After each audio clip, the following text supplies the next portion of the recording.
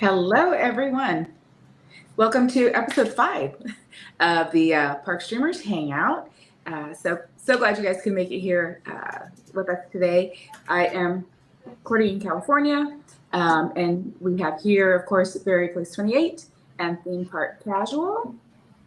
And we can just kind of go around the horn. Theme Park Casual, if you want to let everybody know where they can find you. Yeah. Hey, kids. Welcome to the Park Streamers Hangout. I am Theme Park Casual. You can find me on YouTube at Theme Park Casual, as well as X and Instagram at the same handle, Theme Park Casual. And we have Berry Place 28. Let everybody know Hey, where everyone. they can find you. Thanks for joining us tonight. Yep, you can reach me find me at Berry Place 28 on Instagram, X, and of course my favorite place, YouTube. So check me out there, and thanks for all the support. And Cordy in California. So on YouTube, Cordy in California, Instagram, same.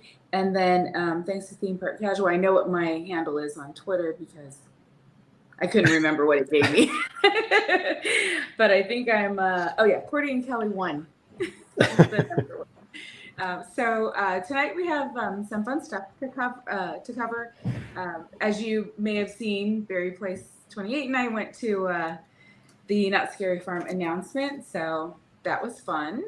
But it's going to be kicking off here right in 2-3 weeks, the actual event, right, the 21st. So we're going to kind of go over what to expect there, what's new, what's, leaving, and just kind of all the fun things around that. And also we have a lot of things coming up with Tiana's Palace. Tiana's Palace. I want to say place. Tiana's Palace will be opening up on September 7th, so that's coming up quick. And those are kind of the two big things that we wanted to discuss, tonight on our podcast. So I guess we'll get right into it. I know there's a lot to cover on the Not Scary Farm, which a lot of people are looking forward to. Absolutely. So, go ahead. Were you gonna say something there, Theme Park Casual? No, I was just going to say you guys were the ones that went to the event, so why don't you guys let us know what was going on that night?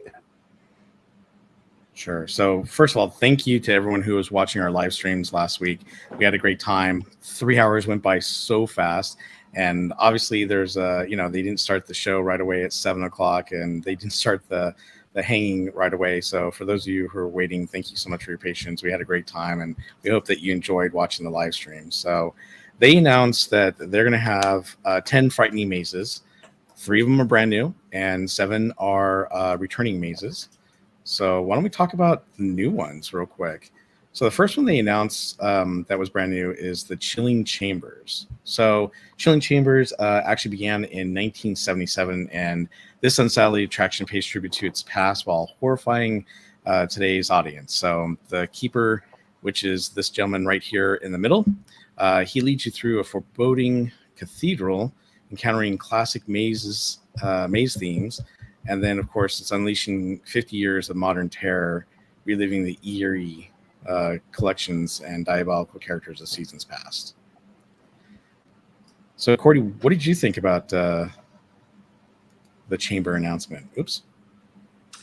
Well, it kind of I was trying to take it in, but not knowing kind of, really anything about the event. I went in blind. I've seen a few live streams here and there over the past, but as scared as I am, it looks really cool. I love the idea of it and kind of what they're putting together, but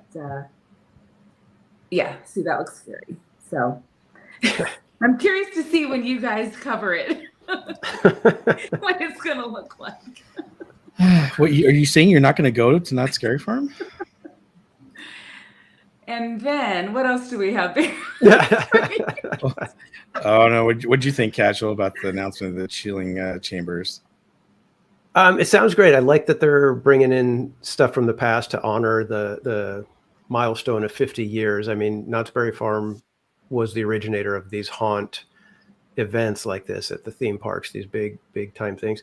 So for them to kind of crank back the clock a little bit and kind of put something in that was, that honors the past. I love when the theme parks do that, because when they, we all see it with Disney sometimes where we feel like they don't honor the past quite the right way. Stuff like this is where, Knott's has a chance to honor their past, their own history. And with something as special as Knott's Scary Farm, I love that they're doing this. So I'm excited to see it. Awesome. Yeah, I think it's going to be great too, and I'm looking forward to it. Plus, the Keeper just looked like a new, cool, villain to have back. So, and I actually, so Room 13 is the next one. So this is Violent Murders at the Blind Tiger, which I love the fact that they're using the Blind Tiger as a background for this maze. It's interrupted by Prohibition era revelry on Memory Lane, a dangerously addictive new cocktail named the Devil's Elixir, which is a drink they will be serving at Knott's Scary Farm, which I did try. Seems to be at the root of the mayhem. And where did it come from? The answers may lie at the heart of the extravagant Argive Hotel, where many have checked in, but none have checked out. Mm-hmm. Yeah, this is the maze that I'm looking forward to the most out of. I think this is probably the second most anticipated thing for me. We'll get to the first most anticipated thing, but this one I am so excited because last year it was the first time I got to see the Goring 20s, which this is going to be its third season, and it was the runaway hit of 2021. It was all the talk. Everybody was talking about how the Goring 20s was the scare zone. Everybody loved it. When I went last year, it was the place I was hanging out the most because it's got the live swing band up on the platform. They've got everybody in the 1920s garb, and it just has that vibe of we're having a blast over here, and it's just popping off. Everything's happening. So I can't wait to go through a maze that's dedicated to this theme. Very cool. Well, we know where you'll be hanging out. Yes, definitely. Definitely. Like I said, it's my favorite scare zone, easily favorite scare zone. So like I said, now that they get a maze that's in theme for it, I love it. Mm-hmm. So Corey, what do you think when you're going to go through this maze? What's your anticipation? Well, I'm curious. So you guys said the backdrop. So is this like the saloon or something, or is this in the Roaring 20 area? Like, okay. What this is before the area became the boardwalk where hang time and everything is, it was called the Roaring 20s. So it was a Roaring 20s airfield theme, and then they changed it over. And this back little corner where the bumper cars and the Walter Knott Theater are, it was dubbed Memory Lane. And in the last couple of years, they've kind of reinvigorated that theme of the 1920s, of the Roaring 20s, with the prop shop pizzeria that they added, a little bit of adjustment to the Walter Knott Theater facade a little bit, and then the factory store. But part of what's on one of the fun things, it's kind of like the Peekins in Ghost Town. They have a little spot near the entrance to Cordy's Corner, the shop. There's a door, and above it you see the sign that says Blind Tiger. And at the door, there's a little buzzer, little doorbell that you can go and ring. When you ring it, you hear voices from the inside, and they'll be talking like gangsters and mobsters, and they'll make some snide comment and basically tell you to get out of there. So it was a fun little thing that Knott's Berry Farm does, called the Blind Tiger, and it's just like this fun little gag. Well, I don't know what happened, but they started producing merchandise for the Blind Tiger, which Bob luckily has his T-shirt, which I still need to get mine. But it's a fantastic logo, all Art Deco. It's got the illustration of a tiger, and then right across his eyes is a band, like a little block that covers his eyes, and it says Blind Tiger. And it just turned into this thing that was just like, oh my gosh, Blind Tiger is so cool. It is. There's no real club. There's nothing about it. It's just this door with a little funny doorbell. But it turned into something. And that's one of the things that I love about it, is that it's just this kind of like inside joke at, Knott's Berry Farm. And now they've kind of blown it up into having the Goring 20s centered around it. And now they've got a maze that's going to be utilizing it. So it's just taking, like I said, it's when a theme park can honor their history, it's so much more fun. And this one is taking something that was just a little gag and blowing it up into something that becomes something that's very endearing for all of us Knott's Berry Farm fans.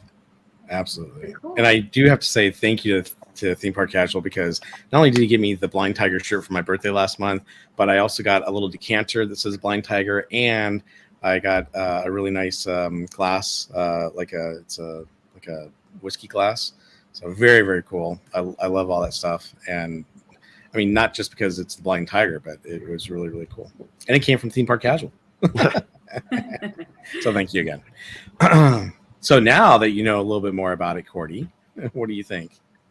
Well, that sounds pretty cool, but it's in a maze, so it's going to be, because I really, I thought that was so fun. I got a kick out of the guy. I forget his name, but the gangster guy that was just walking around and was just like, "You looking at me?" Just kept. Yeah. That was fun. That was pretty cool. Well, I think I'm looking forward to it, because like Theme Park Casual was saying, is that this is kind of a throwback to the Blind Tiger. It's not just a scare zone, but a full maze now. And, they've really tried to tie it into something. So the fact that, this new thing called the Devil's Elixir seems to be the root of the problem that's killing all these people. So where did the Devil's Elixir come from? I mean, it seems like a very 1920-ish type, maze that you would go through, and it just sounds exciting. It sounds fresh, sounds new. And the fact that they tied in a new drink at Knott's Berry Farm called the Devil's Elixir that you can actually have there, it really ties into the scare zone and to the maze. So they've done a great job of trying to merchandise the whole thing. And I'll tell you all about the Devil's Elixir later when we talk about some of the food. But I just like how they've kind of tied everything in to make it, just kind of, I don't know, concise and all together. I love the feel of what they're doing for this year. I didn't have a chance to go to Knott's Berry Farm last year, but I did go the year before, and it was good and everything. But it feels like they listen to people, and they decided to really just go all out this year to bring things back that people liked, people wanted, and to do things that were fresh and new. So that's why I'm excited about this new maze. So the last one that's brand new. It's called Cinema Slasher. And I think this is the one where Theme Park Casual is going to talk about. It's the one he's most looking forward to. And I think probably myself too. So you're going to embark on a journey through midnight theater, entering horror film worlds where you must survive the deadly slasher's rage. Can you escape the movie nightmares, or will you be trapped among decaying corpses in the ruined theater? The sinister midnight theater beckons the brave into Cinema Slasher. So I think this is going to be cool, because what they talked about at the opening is that this is kind of the tie-in for the 50 years of Knott's Berry Farm. So as you enter the maze, you're actually entering through the movie screen, and you end up in the movie. And the movie is basically many, many scenes from past mazes they've had that were really popular, and you have to try to survive getting through all the mazes, obviously. So I think that's what I'm really looking forward to. Since Theme Park Casual, you talked last time, Cordy, do you want to talk about this one, and what do you think of it, this announcement? Well, this one does sound really cool. I don't know. Obviously, I've never been, so I wouldn't kind of have that history of, oh wow, this is recognizing the different the path mazes. But I think that the idea of it is great. Kind of what I envision. I'm like, oh, that's like you said, walk through the screen, and just that whole you're immersed in it sounds like something that's going to be really popular and probably be around for quite a while after this. But I think I would do that one if I were to go, hypothetically. Just that one. That's one of them. It does interest me because I mean I know it's like past mazes, but like for me, I'm like, oh yeah, like the whole like horror movie kind of vibe is yeah, I think is cool. Casual. This one, it's going to be interesting because they can't use the actual characters from the movies that we know, so they're going to have to be kind of takeoffs on it. And if you were saying that it's going to be, is this the tribute maze, the one that's going to be Yes. more of the past ones? So yeah, it's going to be kind of like the spin-offs, like the interpretations of the different slashers, because the mazes that Not Scary Farm has had over the years don't necessarily coincide with any movie properties. Most everything that Not Scary Farm has done has been all original, which is another wonderful thing. I personally like it when it's not based on a movie per se. I remember some of the stuff that they used to do, and there would be spoofs and parodies, and they'd make fun of things inside the mazes, which was really fun to see sometimes. Right. So this one, I'm kind of curious as to what they're going to do with this one and how much it's going to be, basically lifting almost exactly what they had, or are they going to kind of spin it a different way and have, kind of like a blend of an homage with a new maze. You know what I mean? Well, from what it sounded like to me, and Cordy, you can chime in too, but it sounded like to me that, they wanted to find some way to tie all the past mazes together. And of course, it's going to be specific scenes or specific parts in mazes they had before that were really, really popular. Okay. So I think it's really cool because they found a great way to tie this in. Because I was thinking too, it's like, how are you going to walk through, this maze, and then you're going to walk through this maze from the past?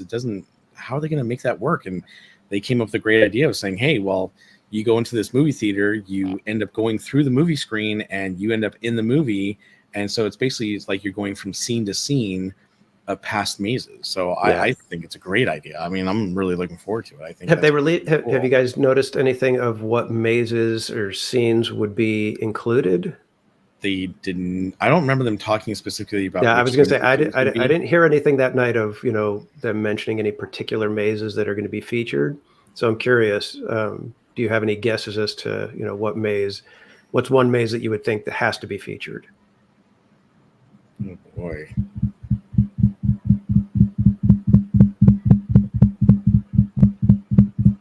I know for me, there has to be a scene from Dominion of the Dead. Yeah. Oh, you know what? Now that you said that, I think did they mention something about Dominion? Yeah, it would have to do Dominion of the Dead. That's definitely one of them. That's like one of the classics that they had. That one. What was the other? Was it Paranormal Inc.? I think was another. Yeah, they had Paranormal. You know what though? I mean, that was a good one. Don't get me wrong, it was a good one, but they had that for so many years. I don't know if they would do that one again, or if they're focusing on stuff from further in the past. Because Paranormal Inc. was not too long ago. Pumpkin Eater was not too long ago. Pinocchio wasn't too long ago. The Tooth Fairy, wasn't too long ago. So there's a lot of great mazes they've had recently, but they weren't that many years ago. So hopefully they're reaching into the past, like Dominion, to bring some of those really, really old ones back. Yeah. I know Cordy can just name off like 5 or 6 of them easily. Oh yes. But yeah, it's going to be interesting to see which one they choose. I don't remember them exactly saying which ones, and who knows, maybe they were trying to leave it as a surprise, or maybe they're going to do another announcement later. Who knows? But we'll see. Yeah. Let's move on down to some of the other ones. So obviously these are returning mazes. There's about 7 returning mazes. So we have 10 mazes total, and then a couple rides, which we're going to talk about too. So Bloodlines 1842. This is the Enter the Battlegrounds, the war-torn streets of the steampunk neo-Victorian city of Valdonia, as your clan's perilous journey takes you into the heart of the raging war between your brethren and immortal daybreakers and bloodthirsty vampires. So this one is a good one. I'm looking forward to this one coming back. Yeah, it's interesting. They removed think I've heard that they've removed the interactivity portion where this one was the shoot 'em style. Yeah, you know what? Let's see here. It says, armed with only your wits and courage, find the remaining Daybreakers and help them destroy the king. Yeah, so it doesn't look like they have the guns anymore. This was an interactive one, like Theme Park Casual was talking about, and it was cool because you had a gun that you could shoot them and everything, and it was very neat. But yeah, it doesn't look like they're bringing that back, unfortunately. So yeah, I think that's fine. I mean, it was kind of, at least, well, the only time I went on it, it was the very first maze I did, and it was like at 6 o'clock, so it wasn't quite dark yet. So I don't know if that changes anything with the little laser guns that you get. So that could have an effect on it, because I was like, it's okay to have the guns, but you really don't need them. It really doesn't do much. What was the one with the zombies? Sorry, go ahead, Cordy. Was that the what? I think I saw it on a video or something, right? Was it the vampires that were kind of flying over, like you walk through and? Yeah, there's some that are on like okay. on the truss, and they've got the rig with the wheels and everything, and they'll like slide, jump off of one platform, and they'll wheel themselves all the way across in the air above you. And the whole time you're like trying to shoot at the little thing on their chest or whatever to make the lights go off or whatever. So. All right, and then we have the Grimoire. I can't even talk tonight again. The Grimoire. So you turn the page and enter the world of an ancient relic whose dark stories exist purely to turn your greatest nightmares into realities. Try to escape the horror of the evil creatures released by the mysterious book, or have your soul eternally trapped within the pages of the next chapter. Yeah, this one, it was really cool. I liked this maze last year. It was very well done, a real cool theme and storyline to follow along. So you've got the book that, releases the evil or whatever, but as you're going through, it's like you're traveling through time. So there's different points and places that you're going through, and the scenes completely change from one to the other. So you go from like a campground, and then you're like in a 1950s kitchen, in somebody's house, but all the people are, it's all black and white. So you feel like you've gone back in time. It's really, really cool. So yeah, it is one of the better mazes from last year that I remember.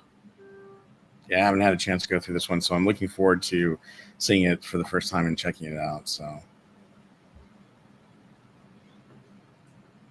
any thoughts, Cordy? Sorry, I guess I'm not too. I'm looking forward to it. I'm looking forward to it. All right, so the next one we have that's returning is Mesmer. So within the canvas tent lies the secrets of the most potent force in the universe, the human mind. Give in and succumb to the hypnotist Mesmer and his sinister sideshow as he pries into your hidden fears. Release your inner thoughts and descend into a world of madness, torture, and eerie enlightenment, where you will uncover grotesque secrets hidden as you brave through the most terrifying show ever created. So I've been through this one before, and I remember it, and it was cool. I liked it. It was different. I think isn't this where they had the Shogun Warrior one before? It's over by Excalibur. I can't even. Excalibur. And we're talking about Vegas, hotel rooms there. No, over by Accelerator. Accelerator. Thank you. See, started with the X. Yeah.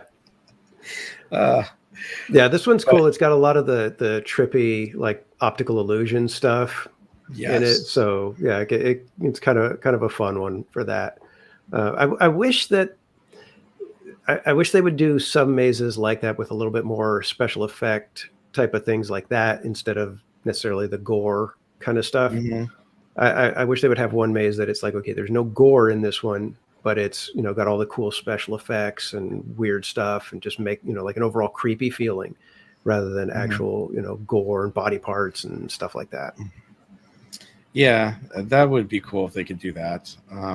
Every once in a while, Halloween Horror Nights do the same thing where they'll do a maze like they did Ghostbusters one year, and it was not, grotesque or anything like that. I mean, they just had characters from the films and they made it scary, but it wasn't like blood and guts and gore. And stuff.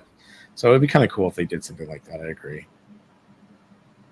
And then next we have the Origins Curse of Calico, which is great. So if you had the opportunity to see the live stream last Thursday when me and my wife and Cordy and Andrew Disney and his girlfriend Maria went, we got to walk through this maze, and all the lights were on, which is really cool because this is a fun maze to go through. It's one of my favorite ones, and I'm glad they're bringing it back, obviously.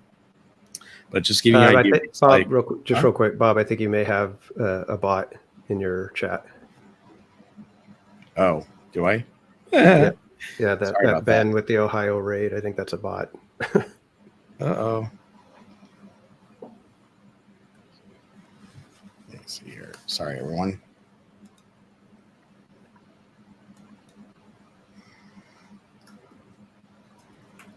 Okay. There we go. Sorry about that. Let me... Sorry, are you seeing the screen? You're still seeing the Knott's Berry Farm run? Yeah. Okay, perfect. So just to read through this one, thanks for letting me know about that. So the Origins, the Curse of Calico, you'll pierce the veil of time and discover the secret of the evil fog that hangs over Knott's Berry Farm. In the Origins, the Curse of Calico. Unearth the sinister paranormal activity that plagues the town as Sarah Marshall is put on trial for her suspected crimes of witchcraft. All will be unveiled when the Green Witch rises up and curses the townfolk, transforming all who have accused her into a wicked horde of malicious creatures with an eternal quench for the living. So, sorry, as I was saying though, as you're watching as you were watching the stream last week, you got to see everything with the lights on, which is really cool. Obviously, there was no one there to scare us. It was just, lights on so you could see what it looked like inside the maze. What's amazing is they put this big maze in that barn, the red barn, and there's so much to it. And yet it's so cool to see, the transformation of how you go through this town and then, see the witch at the end, which to me has always been one of the amazing parts because she flies around, in a circle. What do you think, Theme Park Casual? Yeah, this one's a good maze. It's really well done, and I love the theming. And then it's got the little Easter eggs for Ghost Town, if anybody remembers Haunted Shack and stuff like that. So it's kind of fun to see those things. And again, it's one of those things where it's like I love it when a theme park can look back at their history and not be ashamed of it or not try to hide it. Just things change, but you know what, we remember it too. And for the fans, we're happy to give you guys a little bit of fun with it.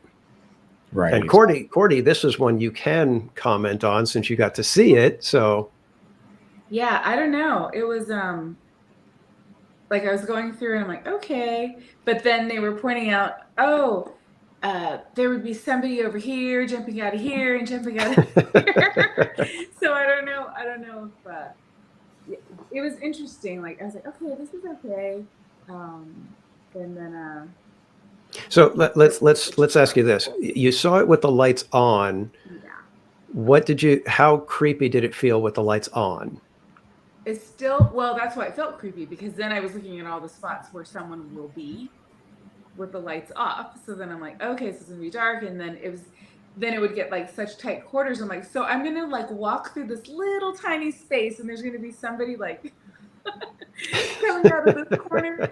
And then Andrew pointed out, because when we got to the part with the book, right, the witch, that area, so I'm like, oh, this is really cool. And he's like, yeah. And then she's gonna fly around. And I said, so they're distracting you with this, like, oh wow, this is cool. And then something's gonna scare you from over here. And then there was that little that area where you walk through. It was like those what was that? It was like those puffy airbags.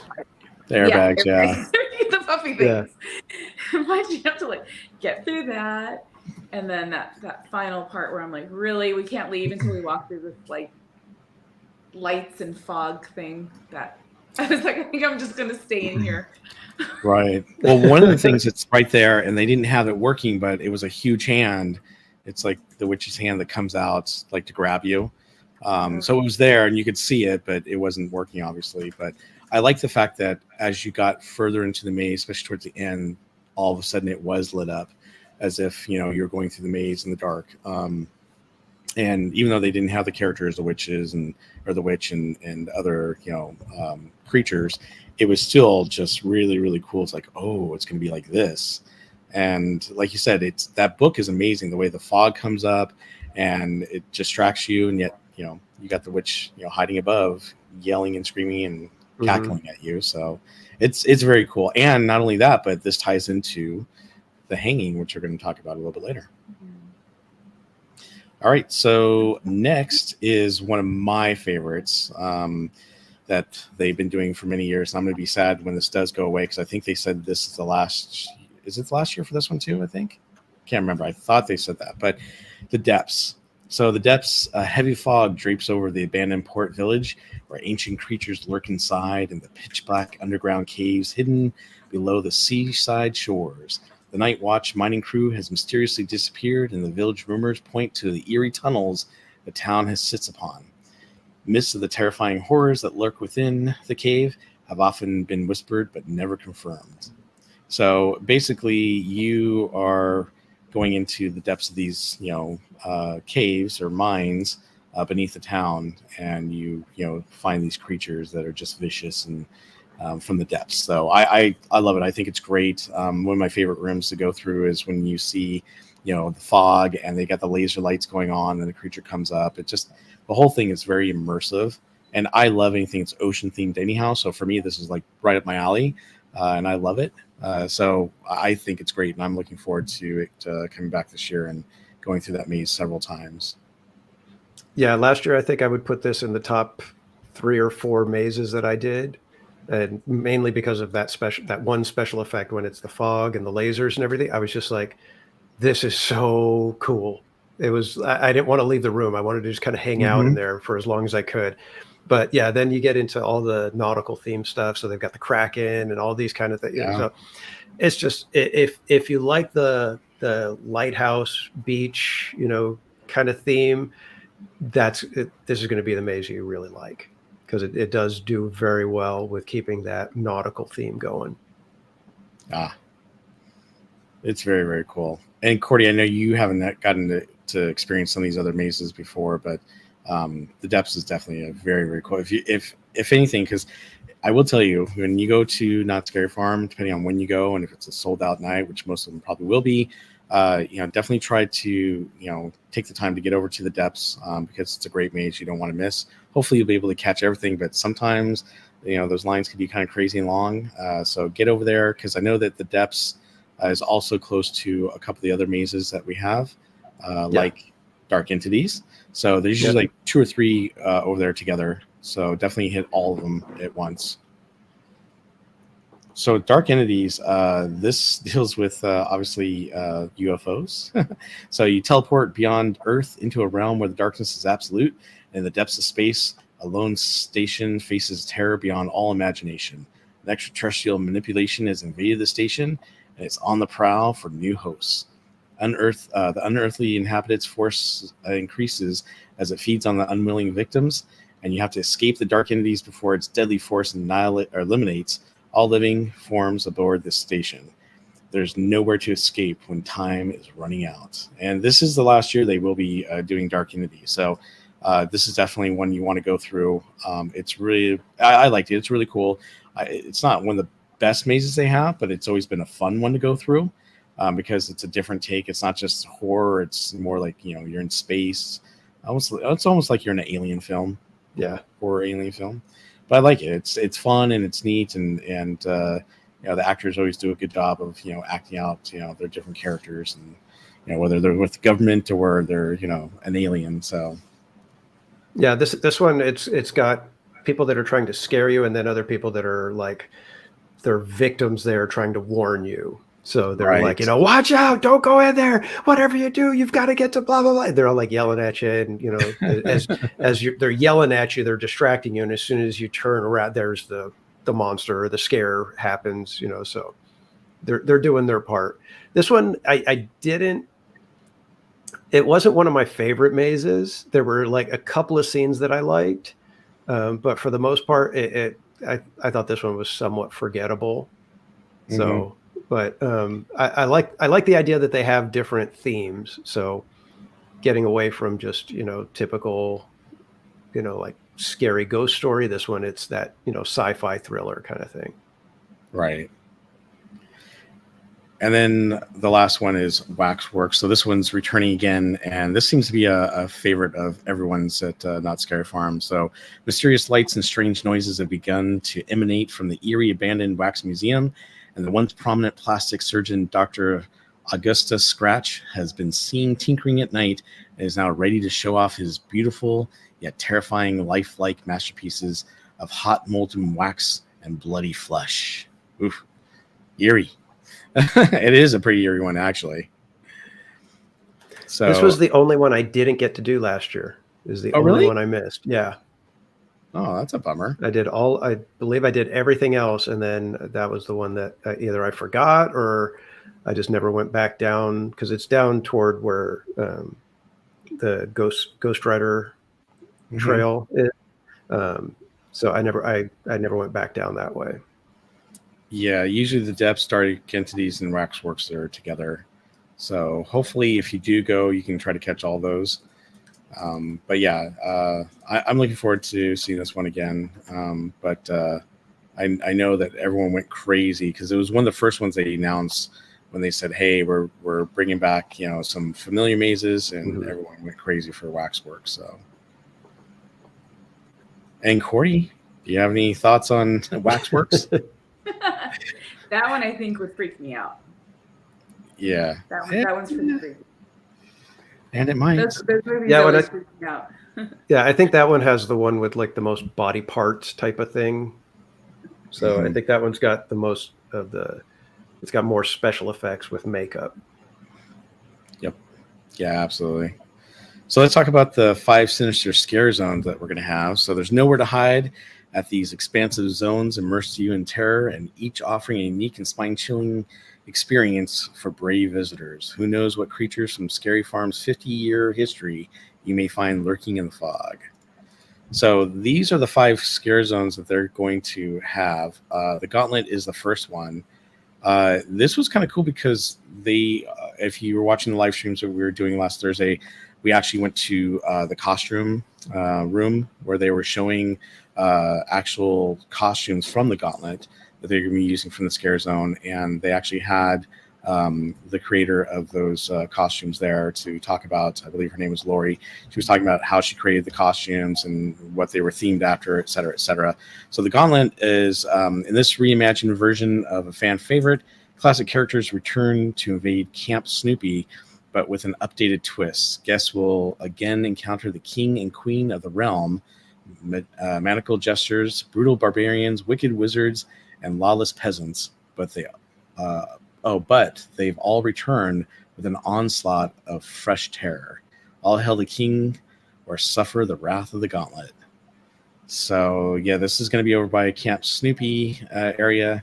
And I did not get to experience this one. Did they have this one last year? No, this is the first year it's coming back. Yeah, last year that area was Oh, that's right. I can't remember what they called it, but it was based. I think it was kind of playing off of the Pumpkin Eater, right? Thing. But it was like they had. It was actually kind of cool because they had like Revolutionary War style zombies and monsters. So they were in those kind of outfits. Yeah, I don't know. What did you think of the costumes, Cordy? Oh, it was called the Hollow. The Hollow. That's what it was. Oh yeah, the Hollow was last year. No, I thought that was well, first of all, it was like a great break from the craziness. I think we went there right away, but you didn't enjoy the craziness? Nice little house. They can't get us in here. But I thought that was a nice touch to kind of have that there. You kind of mix it up, right? Like a little piece of, I guess, behind the scenes. Touch. Yeah. And then then we also have Ghost Town Streets. So obviously you got to experience that as we were doing our live stream last Thursday, because we got to go down the Ghost Town Streets. Obviously this is the original and the most terrifying scare zone that started all at Not Scary Farm. So bands of half human, half animal monsters prowl the streets and inhabit the fog And beware of the notoriously, God, I can't talk tonight, startling sliders who lunge from every fog-filled corner of the land. And that I love the sliders. I think they're so cool. Oh man, the Slide on sliders are knees. the most awesome thing in the scare zones. I will say when I first went to Not Scary Farm many years ago as a kid, that was the thing that I remember the most, was seeing them slide on their knees, and then some of them had like metal fingers and stuff that just spark on the ground. Yeah, it was just yeah, I good mean stuff. you never forget the sliders. Yeah, it's very cool. But also I love what's the one with the sledgehammer again?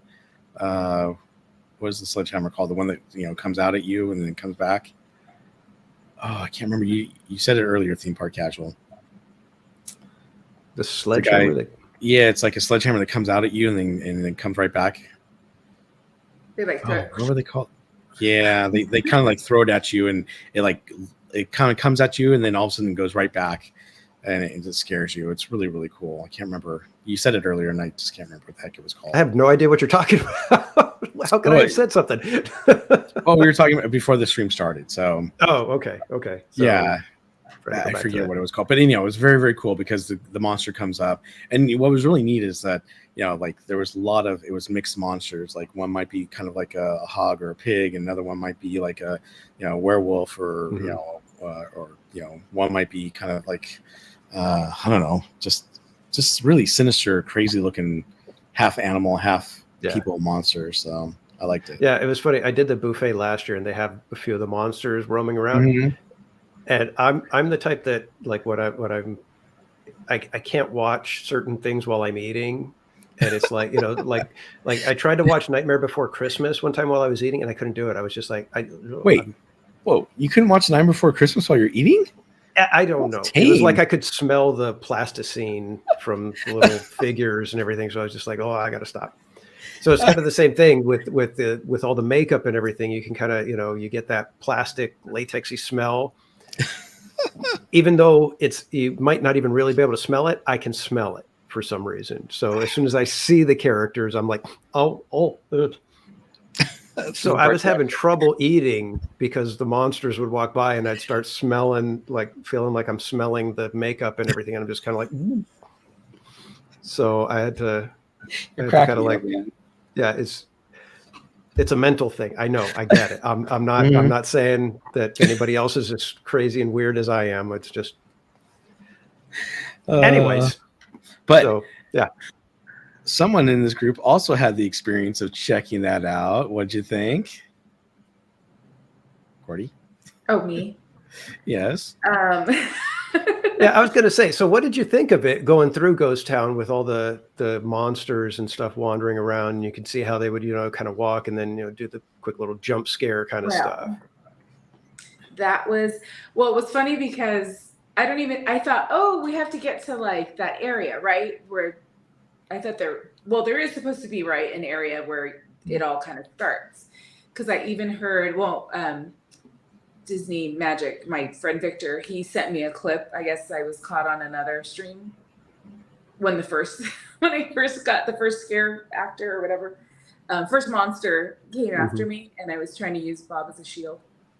But that was scary, and I was trying not. Let me try not to show that I'm scared, but he must have noticed, or I'm hearing Maria might have been pointing at us to get them to come back and get us. But that was something.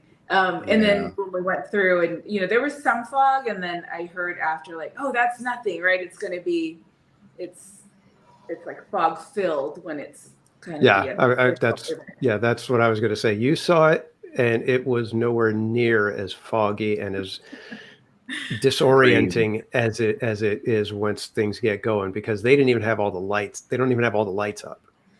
They have the camouflage netting that they put over vehicles and stuff, like the military stuff they put it. That's what they have like right at the roof line. So that's all lining the top. So the fog doesn't leave as quickly as it would if it's just open. Mm-hmm. So the fog gets thick, gets really thick. And then they've got, like the like gobo style lights. So it's like a bunch of different points of lights spinning around and doing that. And they're like pointed in all different directions. so that almost no matter where you're looking, you've got a blinding light in your eyes. So it's like crazy disorienting. It's so much fun. It's so much fun. You stay crazy. She's like, really? Okay. Okay. I agree though. It was nice. I'm glad that they actually did some of that so people can kind of experience it. Like Danny said, it definitely was not as crazy or as well, Brian Sevilla put it a perfect way. Oh, it was Ghost Town Light for sure. is that what he put? Let's see here. Yeah.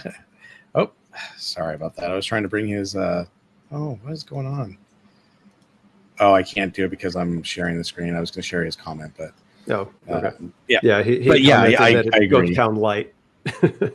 Yeah, definitely Ghost Town Light, but it still was nice and spooky. It was fun to go through, but yeah, it's definitely going to be, a lot scarier and crazy. And then the last two scare zones we have, the Goring 20s, which we kind of already talked about. So you'll step back into the dark decadence of a bygone era as the newest scare zone. The Goring 20s terrorizes even the bravest and the most brutal souls.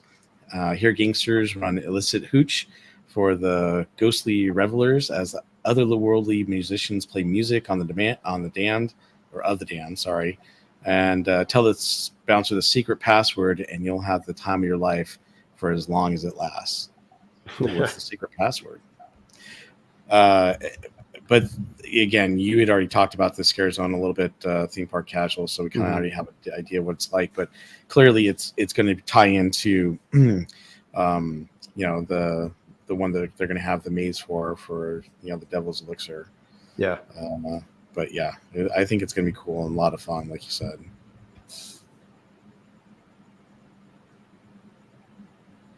Yeah, like I'm done. I already talked about it. Yeah, I mean, like I said, I mentioned this is the one that I had the most fun with last year. It was the runaway hit from 2021. Obviously, they brought it back, and now they've added a maze for it. So this one is kind of growing in popularity, and I can't wait. Like, yeah, you guys saw some of the gangs. I think at least one of them was there with one of the gangster guys. Then they've got they're dressed like newsboys, like the little cap and everything. And they run around and they've got like baseball bats. So they'll come right up to the trash can and get banging on the trash can or, up against the little newsstand that they put up. And then there's girls dressed in like the flapper outfits, and they walk around and they've got little cigar boxes, and they'll snap it at you and stuff like that. It's so much fun. And like I said, when the band is going and everything's happening, it's like the people will start dancing, like the monsters will start dancing. It's hilarious. It's just so much fun. Like I said, I was just hanging out over in that area last year. Well, that's the cool thing is that they're doing something that's horrific, but at the same time is fun and different, and it's something that you can just enjoy and get into as well. So I'm kind of glad that they have that, because obviously there's a lot of horror related stuff that you're seeing, and it's still horror related. You're still going to see gore and stuff, but it sounds like it's going to be a little bit of a break from that to have a little bit of fun. So yeah, definitely. And then we have Carnival. So Knott's Boardwalk is taken over by Carnival, where the freak show is the main event and countless deviant clowns crave your undying attention. Oh, sorry.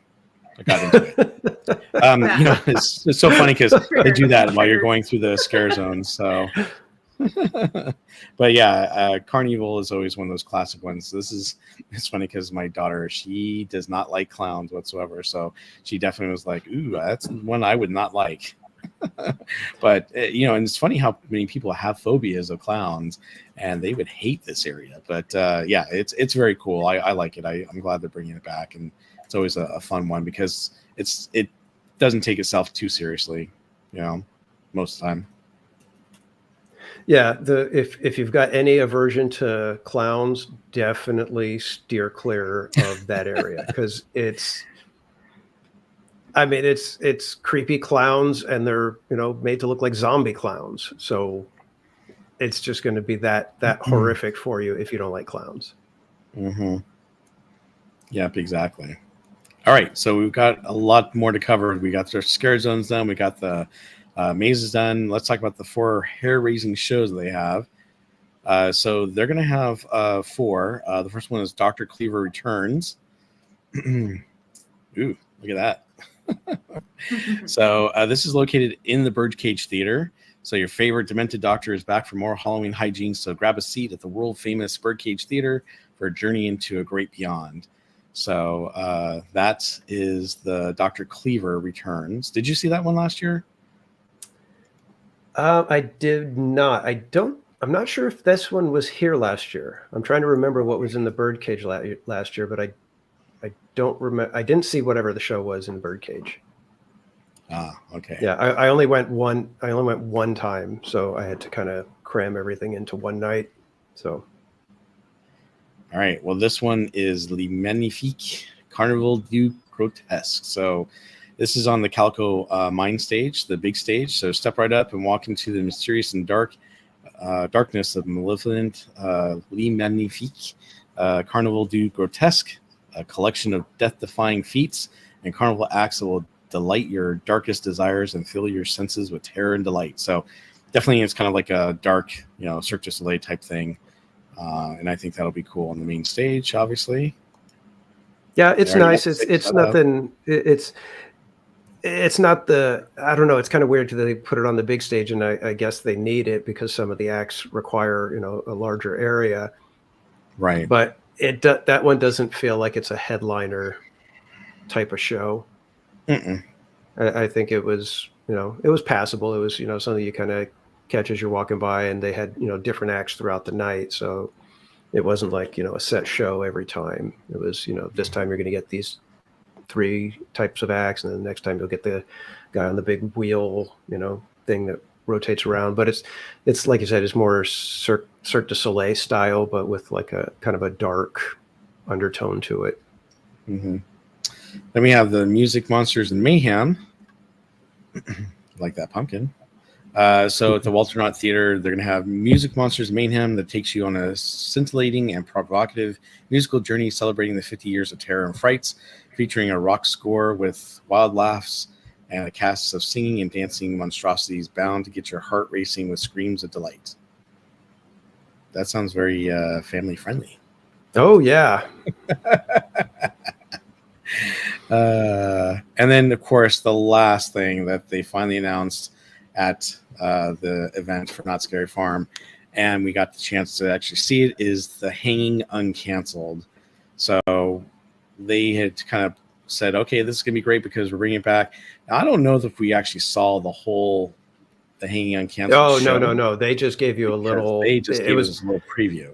Yeah, that was just a tiny little teaser to, basically give them a reason to shoot some fireworks off.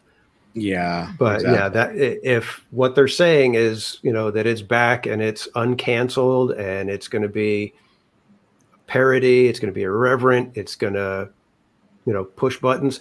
I hope so, just because that was one of the funnest parts of Scary Farm from way back in the day. Right. Yeah, exactly. Well, and the hanging was always cool, but it got to a point where it was very more funny and like a scary movie type, funny type thing. Yeah, it was supposed to be a send up, and they were like basically like, toward the end of it, it was like they were just killing every celebrity or popular character, it was pop culture just getting, dragged through the mud basically. So the funny thing was they actually did this at the main stage, but they had announced at the event that it was going to be at the Wagon Camp, and it shows here it is going to be at the Wagon Camp, so that's cool. So Lawman has returned to track down the vilest villains of the past year in this pop culture parody stunt extravaganza. So no one is safe at the gates of the Wagon Camp swing open. So yeah, I'm looking forward to it. I think it's going to be great. I think it's going to be a lot of fun. Really what they showed, like you said, was just kind of a teaser. It wasn't very long, wasn't much to it, but I'm looking forward to it. I'm glad that they're bringing it back, and I'm glad that they said, hey, we are going to do it no holds barred, not holding anything back. We're not going to try to, appease everyone. It's, get rid of the politically correct stuff and just, roast everyone. Exactly. And that's the way it should be. Yeah. And like Brian Sevilla in my chat was saying that 600 people is all it holds. I hear. I think that I believe he's talking about Wagon Camp, but I could be wrong.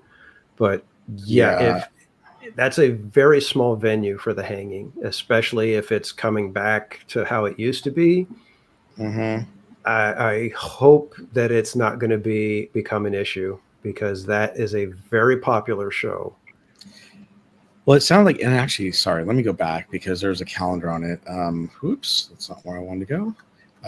Let's see here. Oh, there we go. So on the website, there's these little calendars. Let me see if it. Oh, nothing's happening when you click on them. Okay, maybe they give the show times when they're actually doing it. I'm sure they will eventually. Maybe they're just not working yet. Yeah. But I got the impression that they weren't going to do the hanging just like once or twice a night. They were going to do it a few times. So Yeah, hopefully that'll be the case. Yeah, I think they used to do 2 shows a night way back when, but Brian is saying that it's going to be 3 shows a night. But I still think, I mean, 3 shows in the Wagon Camp, I don't think that's going to cut it. I think they're going to either have to bump it to 4 shows, or it's going to just be, there's going to be a lot of upset people that get turned away that aren't going to be able to see the show. Mm-hmm. And Brian, thank you so much for giving us the information. Obviously, they gave out quite a bit, but it's bits and pieces, and I appreciate the follow-up and letting us know. So let's talk about exclusive merchandise. We are going to talk about the Legacy store in a bit, but they're going to have ghoulish enchanting apparel and must-have collectibles that celebrate Not Scary Farm's sinister past and present, and you can possess a piece of history and commemorative at this 50-year milestone in bone-chilling style. So we'll talk about the Legacy store a little bit more and some of the things they actually had there. We're actually going to play the video from Theme Park Casual's romp through the Legacy store on Friday night last week. They are going to have themed food and drinks, so you'll indulge in the wicked culinary creations that tantalize and taste buds with a sinister twist. And these devilish delights and cursed cocktails will seduce your palate, leaving you craving for more. So real quick, we did, you probably saw from the live streams, we made a stop to the one of the alcohol places twice. So my wife and Cordy had the zombie, what was it called? Zombie juice? Is that what it was? No, blood bag, zombie blood bag. Different blood bags, yeah. Positive.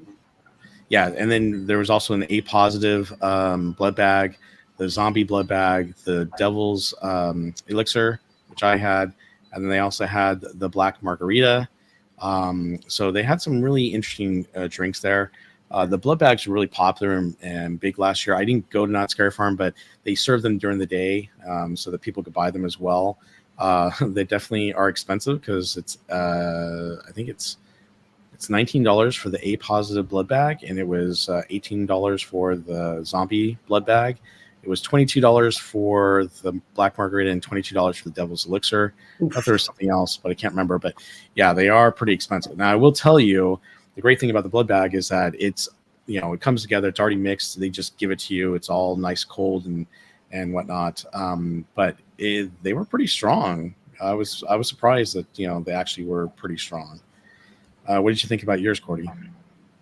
They were both good. I liked the green one. I think it was like green apple or something. That one. Yeah, it had pineapple, green apple, vodka, I think it was as well. Yeah, they were both vodka based. Mm-hmm. That's good and convenient carrying them around, because I was like, if I had to carry a cup around with ice, it was I liked the blood bag. Besides filling it everywhere when I couldn't figure out. Yeah, that's true. I know. My wife liked hers. She thought it was really good too for the zombie blood bag. She had the black margarita next, and the black margarita to her, I had it too. I tasted it. It was okay. It was nothing spectacular. That was probably the one I stay away from out of all of them. They said that's the strongest one, and of course, a lot of people would go for the strongest, but I just thought it was okay. I didn't think it was anything spectacular. The Devil's Elixir, that's the one that's based off of the maze and what they're going to have in the Goring 20s. That was pretty good. So it had tequila, lemonade, and cream de banana. And I was like, really? Banana? Really? We're going to mix a banana liqueur with this? But it was actually really good. It was a tall, like, one of those tall red cups, but this one was like a purplish, pinkish one. It seemed like it had a lot of ice in there. I'm thinking, oh, they really put a lot of ice in here and didn't give me a whole lot of, of the devil's elixir. But as I started drinking this thing, I realized, wow, there is a lot to this drink. It took me a while to drink it. I wasn't able to finish it real quick, but it was good. It was tasty. The tequila was not, too strong. Neither was the banana. It was just a really good mixed drink and cocktail. So I really liked it. It's something I would get again, but at $22, whew, that can be a very expensive night. I think just for the two drinks, the first time it was $48 and $47 second time. So that it can definitely get expensive. So bring your money to the park. Bring your credit card, I should say, because they're cashless park now. But bring that credit card because you'll be definitely spending some money there at the park, especially on foods and drinks. So. And those are all the Devil's Elixir and the Black Margarita. Those are all pre-mixed. It's not like they're making the cocktail there, right? Correct. It's pre-mixed. It's in a pitcher. They just pour it into the cup, and that's it. So just want to let everybody know that what they're getting, so that they're not surprised. But I will tell you though, even though they're pre-mixed, it tasted fresh, like they just made it, and it tasted, all of them tasted strong, and that's good. I mean, you're paying for a good drink. And some people need a good stiff drink, obviously, while they're going through that dairy farm.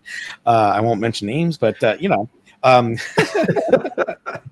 yeah, it's something that at least you're going to kind of get your money's worth out of it. I just can't believe they're actually charging that much. I mean, you're spending more than you would at a Vegas, venue. It seems like for a drink. Yeah, you would think for that price you'd get some sort of like little plastic souvenir type of cup at least. Well, you get the blood bag. Keep the blood bag. Well, the blood bag, yeah, but I mean, like the Devil's Elixir, you would think that they would have had even if it's just still the plastic cup printed with the 50th anniversary logo and something with the Devil's Elixir, just as a little kind of a keepsake. I don't know.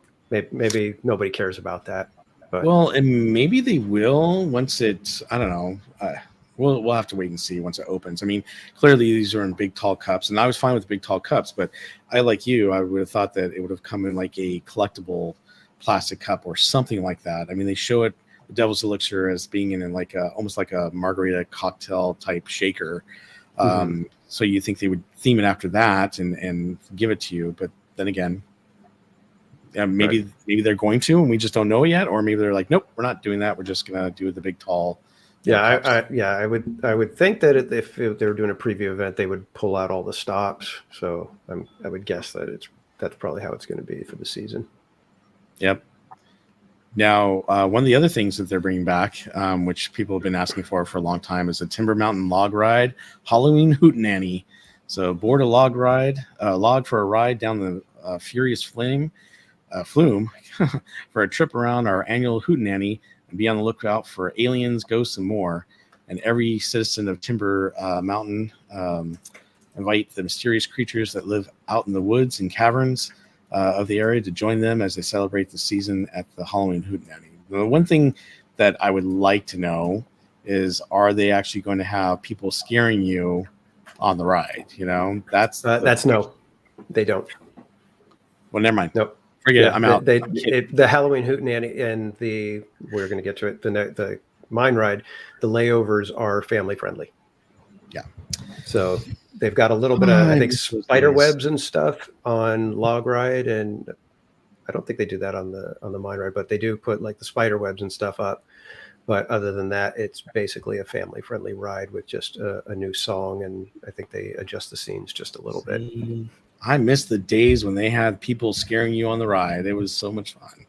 So yeah, and we talked about it, Bob, that there was something about it, that the fact that you aren't in control of your movement, that makes it that much more scary, because you can't slow down, you can't speed up if you want to. You are stuck with whatever speed the ride is moving at. And I remember when Mine Ride was a maze, basically.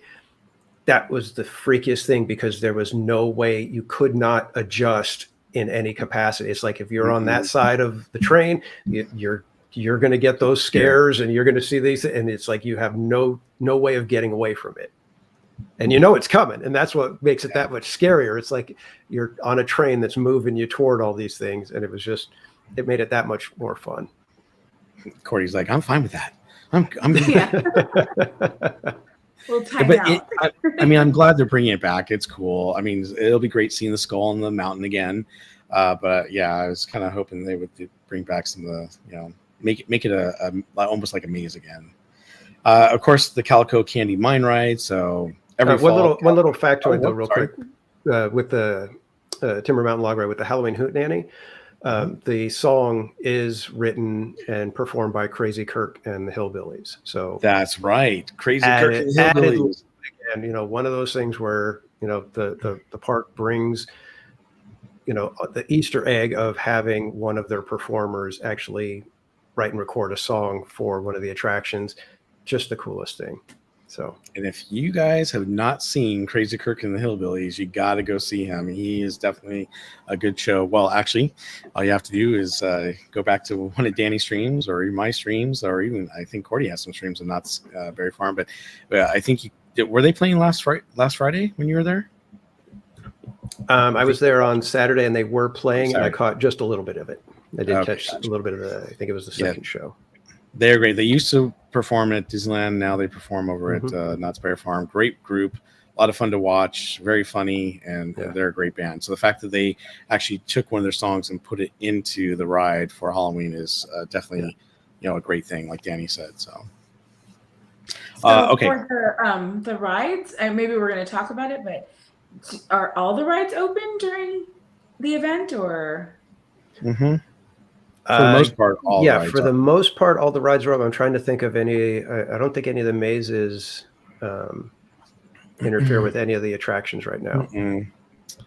No, they should have all the rides open. The nice thing is too, if you do buy the scare, what do they call it? The Scream? Is it the Scream Pass? What do they call it? Can't even think of it now. Is it? I don't think it's Fright Lane, is it? Fright Lane, thank you. If you buy the Fright Lane, it comes with the rides, the front line for the rides as well. Yeah. In past years, they really didn't do that, so it's nice that they're actually doing that because now you can go on the rides and do the mazes, which is nice. It used to be, back in the past when I used to buy those, it was just for the mazes. So I'm glad that they're including it. But I think it runs like $150. Yeah, it starts at $145, and it's called the Fright and Fast Lane. So there we go, Fright and Fast Lane. There you go. But if you are going on a Friday, Saturday, Sunday night, especially if it's later in the month of October, you might want to consider buying it just because it might be worth it to get it. Because those mazes can, if you get there early enough and you go to the buffet, which is back, that's great. You can actually get on or go through several mazes that they have open before it's open to the public for the regular not Scary Farm. And then you can try to get through everything else. But yeah, it can get kind of crazy at Not Scary Farm. Those lines can take a while. So yeah, last year was not bad at all, but they did not sell very many of the season passes, and the chaperone policy was preventing a lot of the younger set from getting in there. Which I'm fine with. Oh, I'm sorry. Did I say that out loud? Yeah. Well, here's the thing, and I mentioned it, I think, last year in a wrap up after Scary Farm. Without the junior high schoolers and high schoolers, there's a very big vibe that is lost because you need all those little boys and girls that are, the girls are getting scared, the guys are trying to, egg each other on and get, do all this stuff. So there's a lot of screaming and laughing and, just outright zaniness happening with those younger kids. Well, unless you take Cordy in California. True. but it was without that element of, every now and then having, a group of 7 or 8 junior high schoolers come, charging past you because the monster's running right behind them. You miss some of that. You need a little bit of that in the ghost town streets and throughout the park, and it was completely missing last year. I mean, at some points the monsters were looking like bored because it was like, well, there's not that many people around. Mhm. So it got to where, okay, well, you need a lot of people in the streets so that the monsters can kind of move around and mix in with everybody and then do the scares. If there's not very many people, you can start watching for where the monsters are and you kind of brace yourself or avoid them. And it just makes it's just a completely different vibe. Like I said, you need to have lots of people and you need that younger set for just for that, youthful scream and, we're having a great time running and screaming and doing whatever. Right. So Okay. what about the and then the Boo necklace, right? Like that's something you could. Yes. We don't talk about Boo necklace. Yeah. They were booing. They were really like. Yeah, people were totally against it at the event last week. Well, here's the thing. I mean, and I was talking with on Saturday. I was talking with Juan about it. It's got to be weird because if you're with a group of people, like let's say there's 5 people, one of them has the Boo necklace. It's going to make it hard for any of the other people to get scared because the monsters are going to have to try to avoid scaring the person with the necklace. So the person with the necklace is possibly going to kind of adjust the event for everybody they're with. And at that point, it's kind of like, okay, you're going to walk 10 feet behind us with that necklace because we want to go and get scared, Right. So but it's remember, kind of weird. It only works outdoors, right? And out in the scare zones and around the park. It doesn't work in any indoor areas or mazes. So,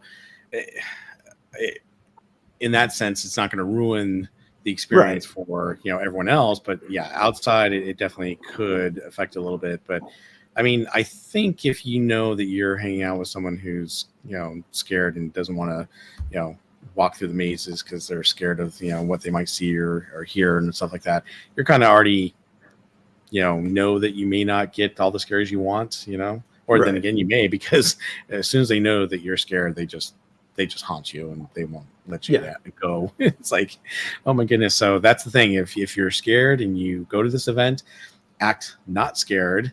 Just think of these people as, hey, normal people just in costume. You'll do a lot better and they won't spend so much time trying to scare you. As soon as they know you're scared, they will be on you like crazy nonstop. Yeah, and we've got a chat that Paul Hayton Photography says they still can get scared indirectly, just not directly. Directly, right. So I guess if you're walking in a group like that, then the monster can be targeting somebody off to their left or whatever. And well, I didn't scare you, but you happen to be close enough to hear the loud screams and which might be enough, right? Which might be enough because you're like, that was something. The first one where you're just like, he wouldn't leave. Just like, go away. Well, and that's why my wife Maria was telling you, hey, don't act scared, because you do, they're just going to keep coming back and they will not. It's so hard not to. I'm like, I was like, no, I can't help it. How do you not act scared? Yeah, Starport 55 says walking with a purpose works too. But that's why that's why you need a lot of people, so you can't walk like that. You're stuck, behind people and you're trying to get through and you're maneuvering through the. That's why you need a lot of people there. That's what makes it fun, is when you're kind of in a position where you can't completely control your own movement. That's what makes it fun.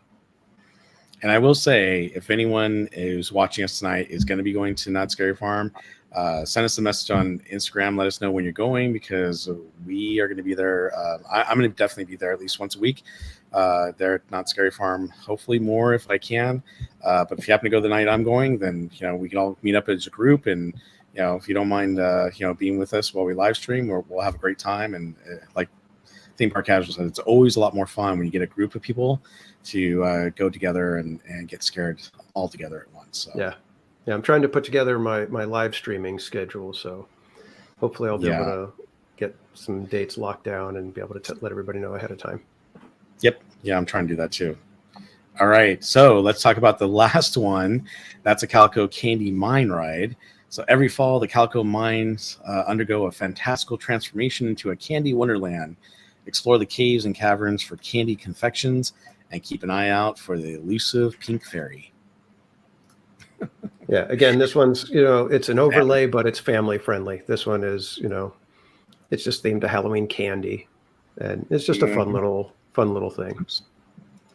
Okay, so let's talk about the Legacy Haunt store and museum. So I could read here, but I think I'm just going to go ahead and show you the live stream that Theme Park Casual did on Saturday. So Theme Park Casual, thank you so much for taking the time to go on Saturday to live stream at Knott's, but also to cover the Legacy store, because unfortunately when Cordy and my wife and Andrew Disney and his girlfriend were with us, we were waiting in line for the Legacy store and museum, and we got told about maybe 20 minutes into the line we still had another hour or so just to wait in line to get to where we were going. And then we needed to take about maybe another half hour to an hour just to get through the register. And so we didn't want to obviously affect the rest of our time, so we took off. Figured we go back another time, but thankfully Theme Park Casual did cover this. So let me actually stop sharing this screen because I need to bring up the other one. Give me a moment. And by the way, thank you everyone for all the comments, and Theme Park Casual and Cordy, thanks for talking about the comments everyone's bringing up. Unfortunately, while we're sharing the screen, I can't really share the comments, or I can't look at them because I'm looking at what we're covering. So thank you for participating and sharing all that information. All right, so here we go. So this right here is actually the getting into the entrance, and then we'll just go ahead and listen to what he has to say and cover it. Obviously, Theme Park Casual may have me pause this so we can talk about some of the things that are being shown there, and so we can discuss those. But here we go. Haunt store and museum. Wow. Oh, okay. Fun graveyard little. Pause it real quick. Oh, sorry. I just want to let everybody know this is on the outside of Knott's Berry Farm. This is in what's called the Marketplace. It's basically their downtown Disney. So you can go to the Haunt store without having to go to the park. So if you want to just go, I think they still have the 3-hour parking that is free in the Marketplace. So you can go, stop in, head to the store, and not have to, you don't have to pay park admission to go into this area. So. Yeah, and if you're thinking about going to get some of this stuff, I'd probably recommend it, because the nights that they're open for Knott's Scary Farm, I have a feeling this store is going to be packed, and you'll be waiting a long line just to, get into the store, much less get the merchandise and check out. Yeah, and if you can get there before Scary Farm season actually starts, that would probably be best, because I think shortly into the season, you're probably going to start running out of stuff, because a lot of this is 50th merchandise, and some of it, as we're going to see, is some special items that hopefully they have a good amount of stock on hand. All right. So here it is, room number 1. Themed very much to Origins. It appears that out there on the wall is similar to what you see in the maze for Origins.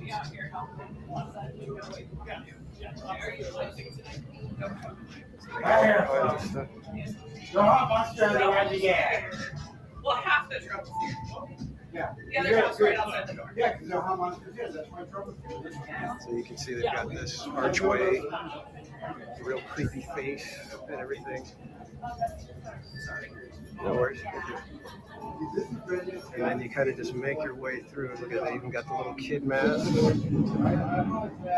Yeah. You can see they got all the tombstones and stuff. Hey, good vibes, welcome in. It's really cool. They got the little fire effects. Got someone that's kind of taking it a little serious and trying to be a monster and stuff while he's here. I recognize. Yeah, it was kind of weird. There was a guy walking around. A big knot.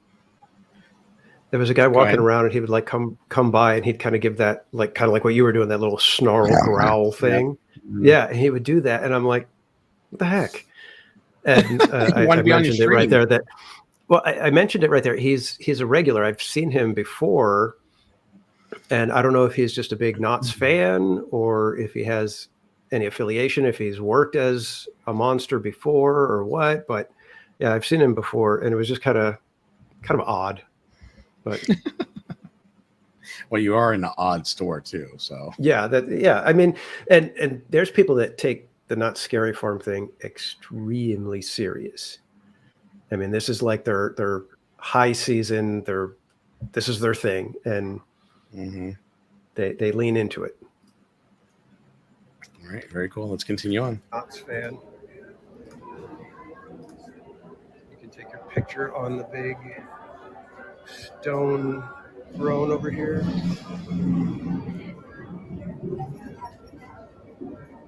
Got another photo op right there. Big bat symbol up there.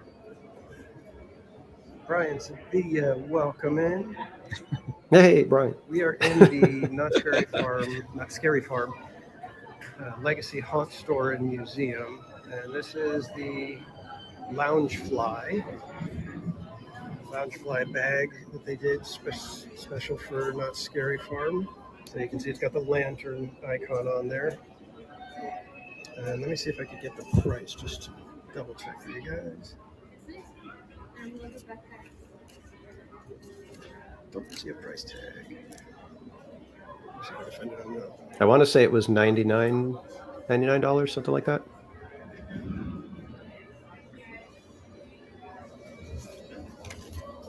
I'm just impressed.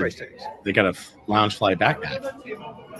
They also have the Scary Farmopoly and the Not Scary Farm history book. And just wanted to call out real quick. So the gentleman who actually wrote the book, he's going to be doing book signings, I think Fridays, Saturdays, and Sundays. Definitely Fridays and Saturdays. You can go to his Instagram page and find it, but he'll be doing actual book signings if you want to go and get your book signed. So that's kind of cool during the events.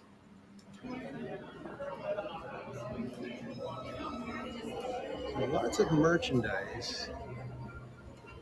And again, look how well themed it is. It's like you go all the way up. Oh, look at we're at Knott's Berry Farm, and I'm telling you guys to look up because they got the trees and everything coated.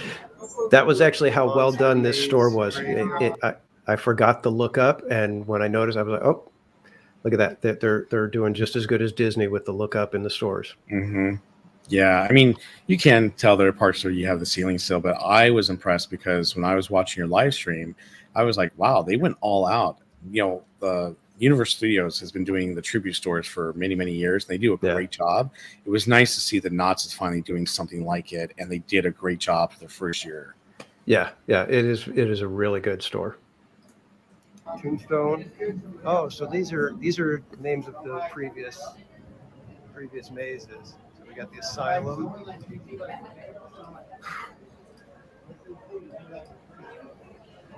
Oh, thanks, Brian. It's $99 for the Loungefly. There we go. We've got Revenge of the Dead, Paranormal Inc., Hatchet High. I'm the Chilling Chambers. I will be in Lore of the Vampire. Horrorwood Hotel. I think that was probably like about the last year that I went. It was about 98, 99, I think were the last years that I went. The Doll Factory and the Tooth Fairy. And then again, another one of those faces for you to walk through. Those things are so darn creepy. Carnival Mesmer. They are. Over here.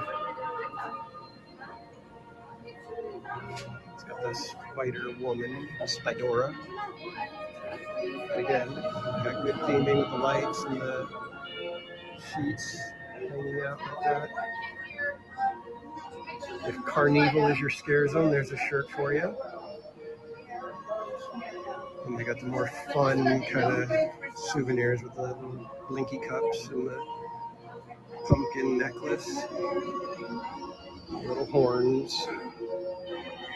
Is the pumpkin necklace the actual Boo necklace? I didn't check on that. I can't remember. No, the blue necklace actually Like a is white on purple. the end. It lights up blue or purplish, Okay. and then the band is like blackish purple or something like that with white writing on it, I thought. And so yeah, it's not the pumpkin one. Caramel corn.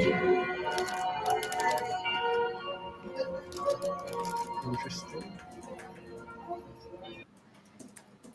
I love how you're like interesting, puts it back. There you go.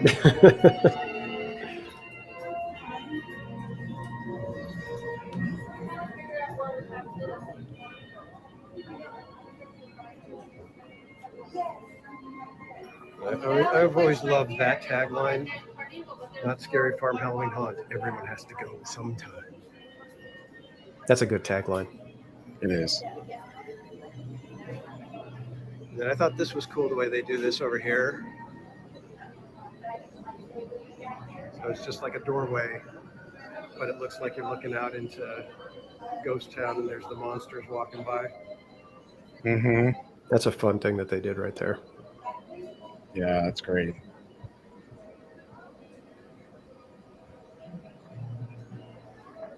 Yeah, Brian, I'm debating whether or not I want to get the lantern. I'm gonna have to see. I might grab it opening night. And they got these old classic posters for Halloween Haunt. Those were the designs Yeah, the from when I lantern, was last going, like see in if I the can show you 90s. guys the lantern. Got a cool photo op with Elvira. I believe she autographed the couch or whatever you want to call that seating. Love seat. And now we're getting over toward the museum part. So these are Oogie. different little pieces. Got a creature head from the Labyrinth maze. Mine Ride Ghost right here from when the Mine Ride was considered a maze. Have a handmade prop from Dominion of the Dead. Prop from Doll Factory.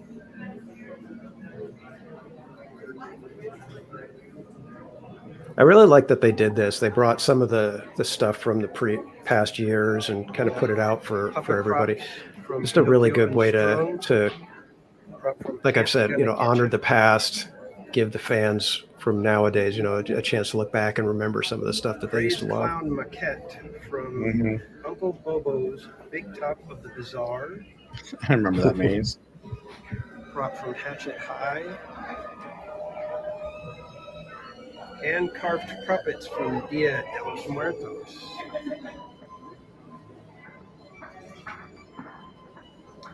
Yeah, they really did a good job with this, and I'm pretty sure that this store will probably be making a comeback for years to come.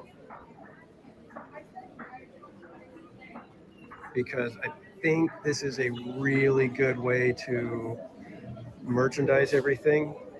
Oh, you can even get they've got Elvira stuff. And this little, here in this box, is this figure. See, I got to get better at this because I don't even know how much that thing was. I didn't check the price. Theme park casual. That's how I shop. You're like, oh, it looks expensive. Forget Exactly. Covering That the looks too price. expensive. I'm not even going to buy it. I'm cheap. And I've got another slug right here. I'll try to see what this one is. Hey, Christopher Chavez, welcome in. So this is Sinister Seymour, portrayed by Larry Vincent. Sinister Seymour was a famous television horror host in Southern California during the early 1970s. Sinister Seymour played a crucial role in the creation of Knott's Halloween Haunt as the first headliner of the now world-famous theme park event. This exhibit is a tribute to the massive contribution made by Larry Vincent / Sinister Seymour and his involvement with the birth of Knott's Scary Farm. And I think that's great. This is They a actually tribute to the did guy that who's too. helped Yeah, that was start very cool. the whole Halloween Haunt thing.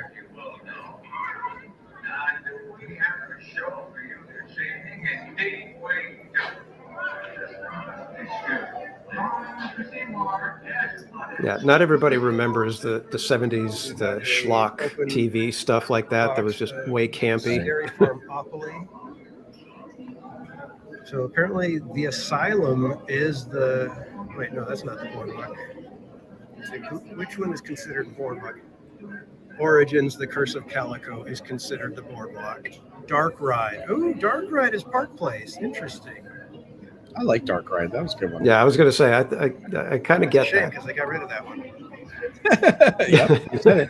Now we're getting into the Tales from the Crypt. Got Crypt Keeper mask.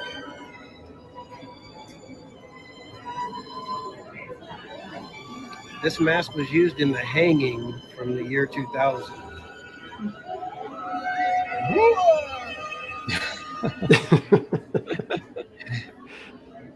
Oh, there he is. Fire really is. So very cool stuff. And then, of course, what merch store would be complete without the Spirit jersey? Or is this just a sweatshirt? I think that's a Spirit jersey. Jersey. That's a Spirit jersey. So 50 years of never-ending nightmares, glow in the dark, not scary farm, and the little Halloween icons. And this will set you back $69.99. So not too bad, especially if Spirit jerseys are your thing. And then they got all these shirts that will glow under black light.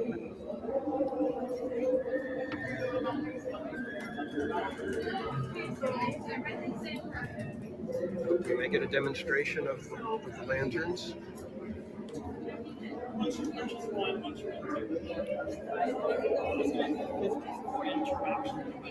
Yeah, unfortunately, the worker, I didn't want to, intrude on the people while I'm doing a live stream while he was demonstrating. So that I was hoping when he came back, Explanation. they took off right when I was trying to get their attention. The conductor, who they seem to be leaning into as kind of like the mascot for Scary Farm. And so the lantern has become the thing, and it's an interactive lantern. Like I said, I'll try to see if we can get an explanation when they come back. It's $40. It's metal. It's it's like the camp metal, so don't think it's like heavy or anything like that. But it's just got the wire to hold, so it's going to be a little. It's not exactly light, so it's not going to be the easiest thing to deal with when you're walking around Scary Farm, going through the mazes and such. And I'm very curious to see if that slows down the throughput for the mazes. I'm hoping it doesn't. But I'll give you a look here at the way they've got it displayed, all in coffins here. Let's see if I can get a. So that's kind of it for the store, so that we can kind of discuss what we've seen now. I think the only thing left was the little facade that they have up at the front near the registers. Right. So going back to the lantern, because I think the lantern is really cool, and thankfully we had Andrew Disney with us, and he actually bought or purchased one of the lanterns, so I got to check it out and hold it and whatnot. I also got to talk to one of the cast members there regarding how it worked and whatnot. I will tell you this, and I'm definitely going to do it if I go get the lantern, which I probably will. When he was showing me how to use it, because he was like, look, the basic way you use it is you're always going to put it on the regular flame, but if you want to change the color of flame, you're more than welcome to. You can. However, if you want to put it in interactive mode, you put it on the regular flame and walk around. And he was trying to put it in interactive mode for me, and he couldn't get it to work. And I'm like, that doesn't bode well. This thing is $40. It's $39.99. Now, granted, you get your discount on top of that if you're an annual pass holder, which is great. But for $40, you expect it to work. So when you go to pick out your lantern, I'd have one of the employees there use it. There's 4 different areas in the tribute store. Yeah, the tribute store. Yeah, that will the lantern will work with. So make sure your lantern works before you go to the register and purchase it, because the last thing you want to do is find out, I purchased this thing and it doesn't seem to be working. I'm walking around, nothing's happening. So yeah, I saw today one of the interactions. It's that portrait when you in the first room. Oh, okay, that's cool. So if you are going to purchase a lantern, like Bob said, make sure that you can get it into the regular flame mode and test it before you purchase. Yeah, So do absolutely. those lanterns work everywhere? Like in the mazes? Like what is it? Just There's like, going to be a lot of interactions throughout the mazes and the park.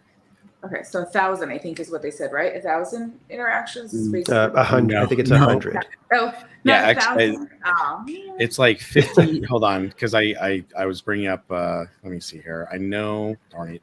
I had. Let me go find the Instagram site real quick. Yeah, and Brian Sevilla says that the lightning is another one it reacts to. So Nice, very cool. Oh, 50, yeah, All 50 right. interactions. And I had it so that let me go back to Instagram here. Sorry about that. 50, another one says 100. well, I think it's 50 in the mazes, and then there's stuff that's outside of the mazes plus the ones in the store. So I think it totals up to nearly 100 or something like that. Right. I mean, 1,000 would be better, but Well, yeah, that would be great. Everywhere if you we go, did it's that. constantly stuff is going off. yeah. Yeah, no kidding there. Darn, they don't even have it on their page. So I apologize. I had it up and I actually closed the tab that I had open, so I don't see it right offhand. But it does have several interactions that you can use it for in the mazes, scare zones, in the tribute store or the legacy store, etc. So definitely, it's one of those gimmicky things. I mean, not everyone's going to want to buy one. I will tell you that having that metal handle, I was kind of concerned with the fact that, especially when we're out there with a gimbal and then we're trying to hold this lantern, I'm like, this is going to get tiring real quick and it's going to get sore in my hand. So I did go out to Amazon. I bought some neoprene tubing so I could actually cut it out and put it on top of it. So if I do get it, it's not going to kill my hand 2 or 3 hours into live streaming the event. So Yeah, Brian mentions, he says, I hope it reacts to Sad Eye Joe. But those kind of things, yeah, it's like at the Peakins, especially. I mean, even at the Undertaker with the Pepper's Ghost, who knows what they might do there? That could be really cool. Yeah, exactly. Wow. That took us an hour and 38 minutes to cover just the Not Scary Farm recap event and give everyone the update on that. So that was a lot of information. So yeah, I hope you guys enjoyed it. And we just barely, we glossed over it. We don't even have details on a lot of this stuff yet. So once we go to get to the park when it's an actual night of the event and everything, we're going to be able to detail, all the new mazes, all the shows, because right now all we can do is say, hey, we think it's going to be kind of cool, and we're hoping for this and hoping for that, but there's still tons of details that we don't know. A Good Vibe says, I love how calm you guys are about the event. Can't wait to see your authentic reactions on opening night. So excited. I don't typically get scared very easily, although I did get scared once at night because my wife was behind me and I thought it was her. I turned around and it was a monster and I was like, oh okay. All right. Great. Definitely not my wife. Yeah. If you guys watch my live stream from last year at Scary Farm, you'll see how the monsters basically, they can tell that I'm not going to get scared, so they basically avoid me. And unfortunately, I have zero reflexes when it comes to the jump scares. So even if I do get scared from it, I don't react. It's all like an internal scare, and I don't really show it very much. There might be a little bit, but it's not like a jump or anything like that. So I'm the worst person to be going to Scary Farm because it's like I don't react. Yeah. So we covered this earlier, but Buddy was asking, do they have the don't scare necklaces? Yeah, they call them the boo necklaces or no boo necklace. And so, yeah, they definitely will have them, Buddy. They were not very popular at the event last week, but I'm sure there'll be some people who will buy it. It's a $14.99 for the necklace if you want to get it. But again, remember, it's only good for the outdoor events. It's not good for anything indoor or mazes or anything like that. So if you do wear it, then it's only good for the outside areas, and that's it. Let's see. Do you guys have any other questions that we can cover? I think that's it. Brian Sevilla, thank you so much for the information that we didn't have. You're always very knowledgeable about everything, and I always appreciate your feedback and support. So thank you so much. But with that, Cordy, you want to talk about what we want to cover next? Did we do food for was there anything special for the Not Scary Farm? Well, we talked about the drinks, but we today. didn't talk about all the food. Actually, I don't remember that they actually had anything on the website regarding the food. Okay. It just says that they're going to have. Somebody had asked early on, like asking about the food, and I wasn't sure because I think there were some I don't think they were themed or anything, but I think they had a couple of places that you could have gotten things just like quick service. But let's see. So here they did have the preview of the drinks. Hold on one second here. That's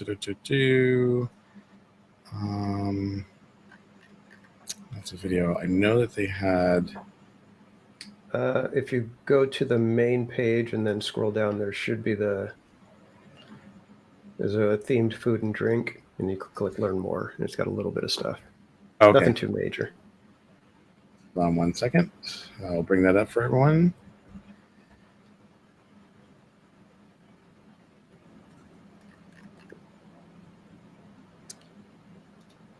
There we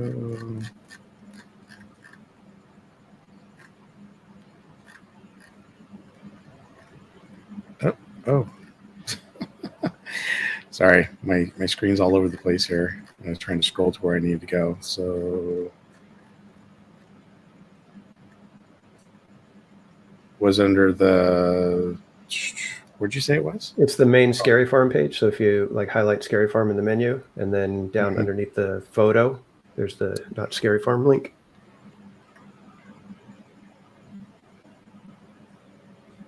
So this is.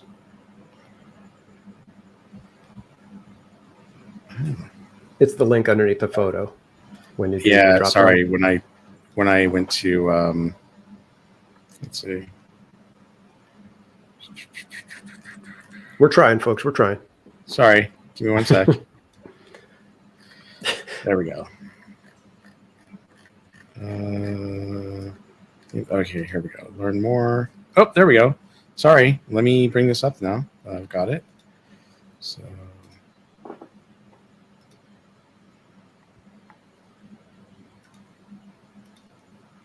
Okay, so the Scary Farm food and beverage, the Boardwalk Barbecue.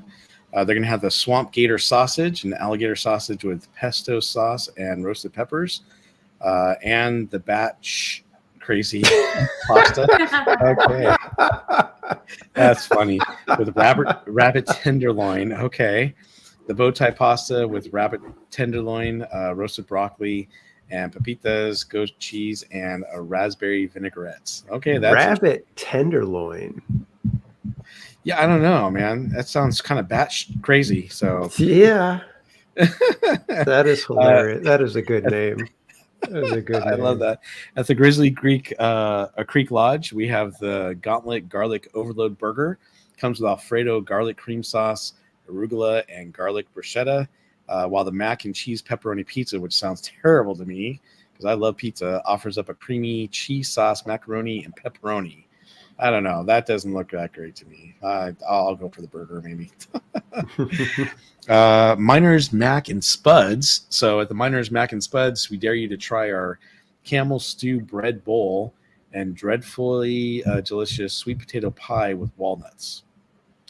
Yeah, camel stew bread bowl. I don't know, Sounds man. that great to me. All right, how about the prop shop? We're going for some pizza. We got the spaghetti pie. It's a spaghetti baked with Alfredo sauce topped with mozzarella sausage and bacon bits served over bolognese sauce sure to please. And there's also the prosciutto decomposing pizza with white sauce, mozzarella, arugula, prosciutto, and a balsamic glaze, as well as the mutant turtle Philly cheesesteak pizza. Are they going for the Teenage Mutant Ninja Turtles? What the heck? Which features turtle meat, really? Oh, Sliced Philly meat, nacho cheese, mozzarella, and peppers.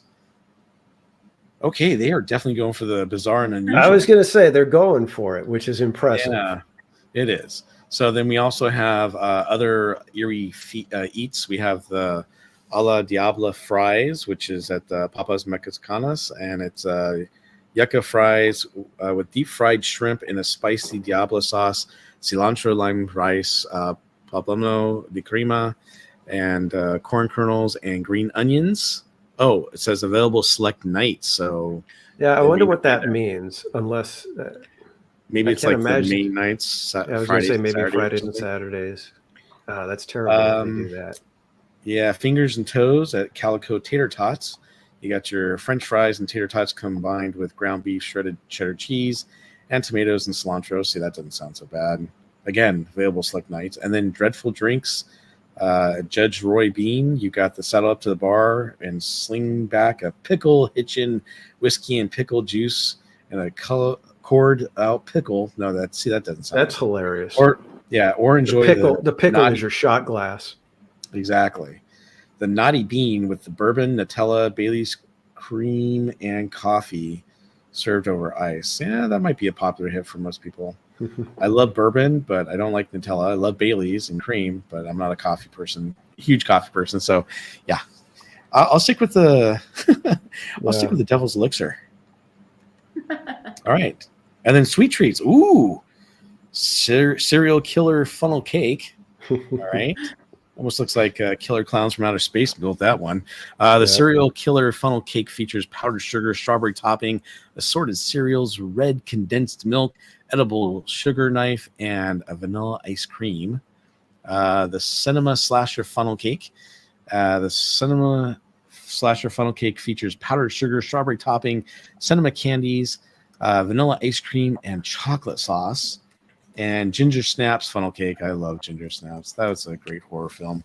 Funnel cake features a cinnamon sugar funnel cake with ginger bits, ginger snap cookies, and vanilla ice cream. Ooh, we got more. But wait, Black there's velvet more. cake. Yeah, I know. But wait. Oh, yeah. Remember how they kept saying that at the event last Yeah. week? But wait, there's more. The One more black thing. velvet cake. Got raspberry Ooh. beignets. And then just a Ooh. bunch of cookies and Ah. macarons and stuff. Yeah, let's go back to the black velvet cake. I'm kidding. Yeah. Raspberry beignets look good. The desserts to die for. So they have witches cupcakes, jack-o'-lantern brownie, zombie skull, and Halloween Snoopy cookie. Ooh, Halloween Snoopy cookie. Oh, they have a spider cookie too. That's cool. Those will probably all be at the bakery item or bakery items at the baker shop. So that's cool. But yeah, it looks like they've got quite a few things. Anything else? Oh, that's it. No, I think that's it. All the desserts to die for. All right. So yeah, I don't know about those foods with the weird meats. Yeah, Not- alligator. Not eating turtle pizza. Yeah, turtle, rabbit. Rabbit's good. Camel. But camel, yeah. I don't know, man. Is there a camel hump in there? I don't know. Yeah, I know. It's Watch the soup. It's got a hump. Oh, it's too funny. Good vibes is all yum. I don't know. Maybe you're talking about the desserts are good vibes. Yeah. But, good vibes. I definitely wouldn't be saying yum to some of the other stuff. That's for sure. All right. I think it's time to continue on. So what are we talking about next, Cordy? Well, we're going to be talking about food, right? Uh-huh. At a different Yes. park. That's right. We're going to drive over to Disneyland. We have Tiana's Palace opening up on September 7th. So we've been admiring it from afar with all the fences around it for a while now. So really excited to see what it looks like live and what they have to offer. So they did release some information on what they're going to have there, and it looks to be the same, right? Like that cafeteria style restaurant. They'll have mobile order, so really makes it convenient there. But I'm excited to see what they roll out there with entertainment, and if Tiana will be on the balcony, or what they have in store for us. Well, thankfully, we're not going to have to wait long because it opens on, drum roll, September 7th. September 7th. Yeah, so that'll be cool. I'm definitely looking forward to it. Just over a week away. Yep, exactly. So this is on the D23 website. and they were sharing what it looks like inside the restaurant. So we thought we'd show you this before we cover the food items. But I like this, awning that's, or I don't know, what is this? Like a ceiling, I guess, more than awning inside. But, someone had told me, I think there's too many bubble lights, it's too brightly lit. But, that's the way it is. I kind of like the bubble lights. I like how brightly lit it is and how you can see everything. And I love the decor. So I think they did a pretty good job. Yeah, I think if that's where you're getting your food, you don't want it dimly lit. Maybe if it was a fine dining kind of a thing, then maybe it might be a little too bright.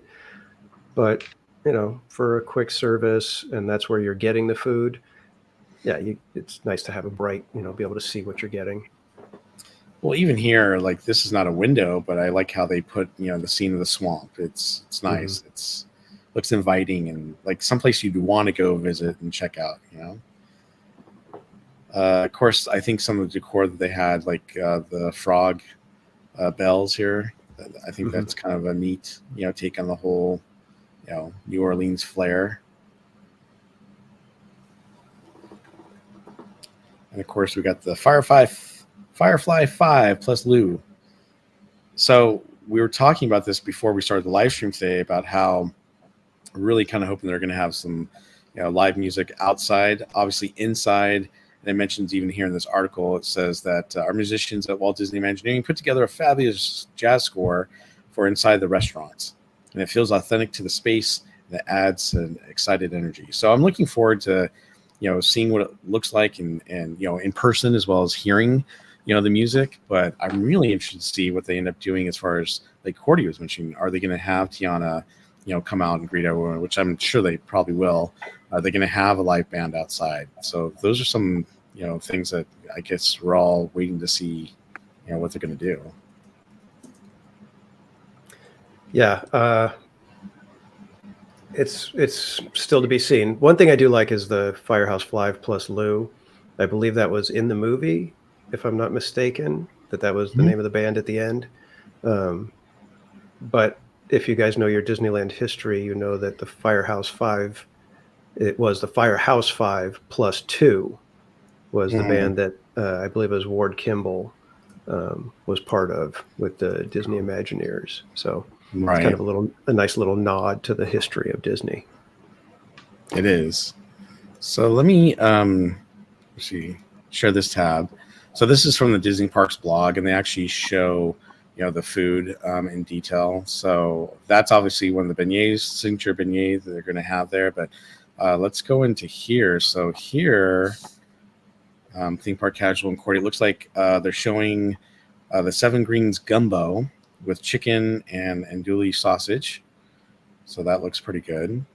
Plus the house gumbo. I love their gumbo. Their gumbo is so good at Disneyland. To me, I can't be in New Orleans, so it's close, I guess I can get. But and I'm sure there's other restaurants around, Orange County, you can get some good house gumbo. But man, I do love their gumbo. One thing that looks really edible to me here is this Cajun spice half chicken. That looks tasty. That looks good to me. Yeah, I'm not big on the Cajun stuff, but yeah, it does look. I'm tempted to try that one. Wait, what? Do I know you? Who are you? I'm kidding. You don't like Cajun spice? Who doesn't like Cajun spice? I'm not a spicy kind of guy. I'm not a peppery. It's just not. That's not my flavor. I have to give you a hard time, Theme Park Casual. I know. But yeah, the barbecue chicken, or the chicken is brushed with a house-made chicory barbecue sauce, and it's served with baked macaroni and cheese and coleslaw. So that looks good to me. A couple of the other things I had down here were the muffaletta sandwich. Now this sounds interesting because it's stacked mozzarella, salami, rosemary ham, cheddar, provolone, and a house-made olive relish on a toasted New Orleans sesame seed bun. Oh, what do you guys think? It does kind of sound good. I'm interested to give it a try. Yeah. And I love shrimp po' boy sandwiches. They have a beef po' boy sandwich. That's the one I'm interested in. Yeah, that looks really, really good too. So I think That might be really tasty. And look, it looks like they're serving it with some gumbo. No, I think that's. I think I read Is it it? was red beans and rice. Darn it, I'm wrong. Red beans and rice. That what it is? Let's see. Shredded tomato, top of French bread. Oh yeah, here it is. It says both tasty bites are served alongside red beans and rice and house-made pickles. So, all right, never mind. I guess if I just read the article, I would know what it said. And then we have the Gulf shrimp and grits. And I am partial to grits. I do love grits, although especially for breakfast. But this to me actually looks really tasty. I love a good Creole sauce, and this looks like a really tasty Creole sauce there, mixing with the shrimp and the grits a bit. So I don't know. What do you guys think? I think they had this already, right? Maybe it wasn't Creole, but right? It's a Creole dish. Was that right? This one? Yep. Because I think they had this one already. I remember seeing it on some videos, right? That they had the grits with the shrimp. So and from what everybody was saying, it was really, really good. So I haven't had it yet, though. I don't know if I'm a grits. Yeah, grits is not for everyone. It kind of reminds me a little bit of I know people are going to be like, "What, Bob?" But kind of like the what was that? Oh shoot, I can't even think of the name now for breakfast. The malto meal or the no, not malto meal. Oh man, I can't even think of it now. cream of wheat. Cream of wheat. Thank you. Yeah. Everyone's like, "No, Bob, what are you talking about?" All right. And then obviously we got your cornbread, you got your mac and cheese. It's buttermilk cornbread. It's baked macaroni and cheese, red beans and heirloom rice, the coleslaw, cheesy grits, and a plant-based heirloom rice. Now this is for the younger kids, for the little ones, but they have the roasted chicken drumstick served with a sweet barbecue sauce and the heirloom rice. This looks good to me. I know it's for kids, but the toasted ham and cheese sandwich, I know it doesn't look like much, but to me that looks good. And I'd try that. And then it's topped with a savory ham and provolone, which I'm always good for ham and provolone. And then of course you've got the classic baked macaroni and cheese is on the menu for the kids as well. And then they all come accompanied by cutie mandarin oranges and applesauce with a choice of Dasani water or small low-fat milk. But let's talk about a couple other good things. So this is the house-filled beignet. That looks good. Is that the $5 beignet? Yep. $4.49. $4.49. So Yeah. like the $5 shake, but it's a $5 beignet. Yeah. Yeah. But this one sounds really good because it comes with a lemon icebox pie filling topped with lemon glaze for the perfect bite. It's called. So it does look tasty. It does look. Yeah, good. I'm really dying to try that one right now. Even at $4.49 for one beignet, I'm still like, I've got to try it. I mean, how big? Look, it's on a small plate. It looks pretty big, but how big do you think it really is?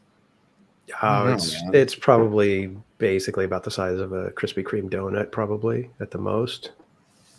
Okay. All right.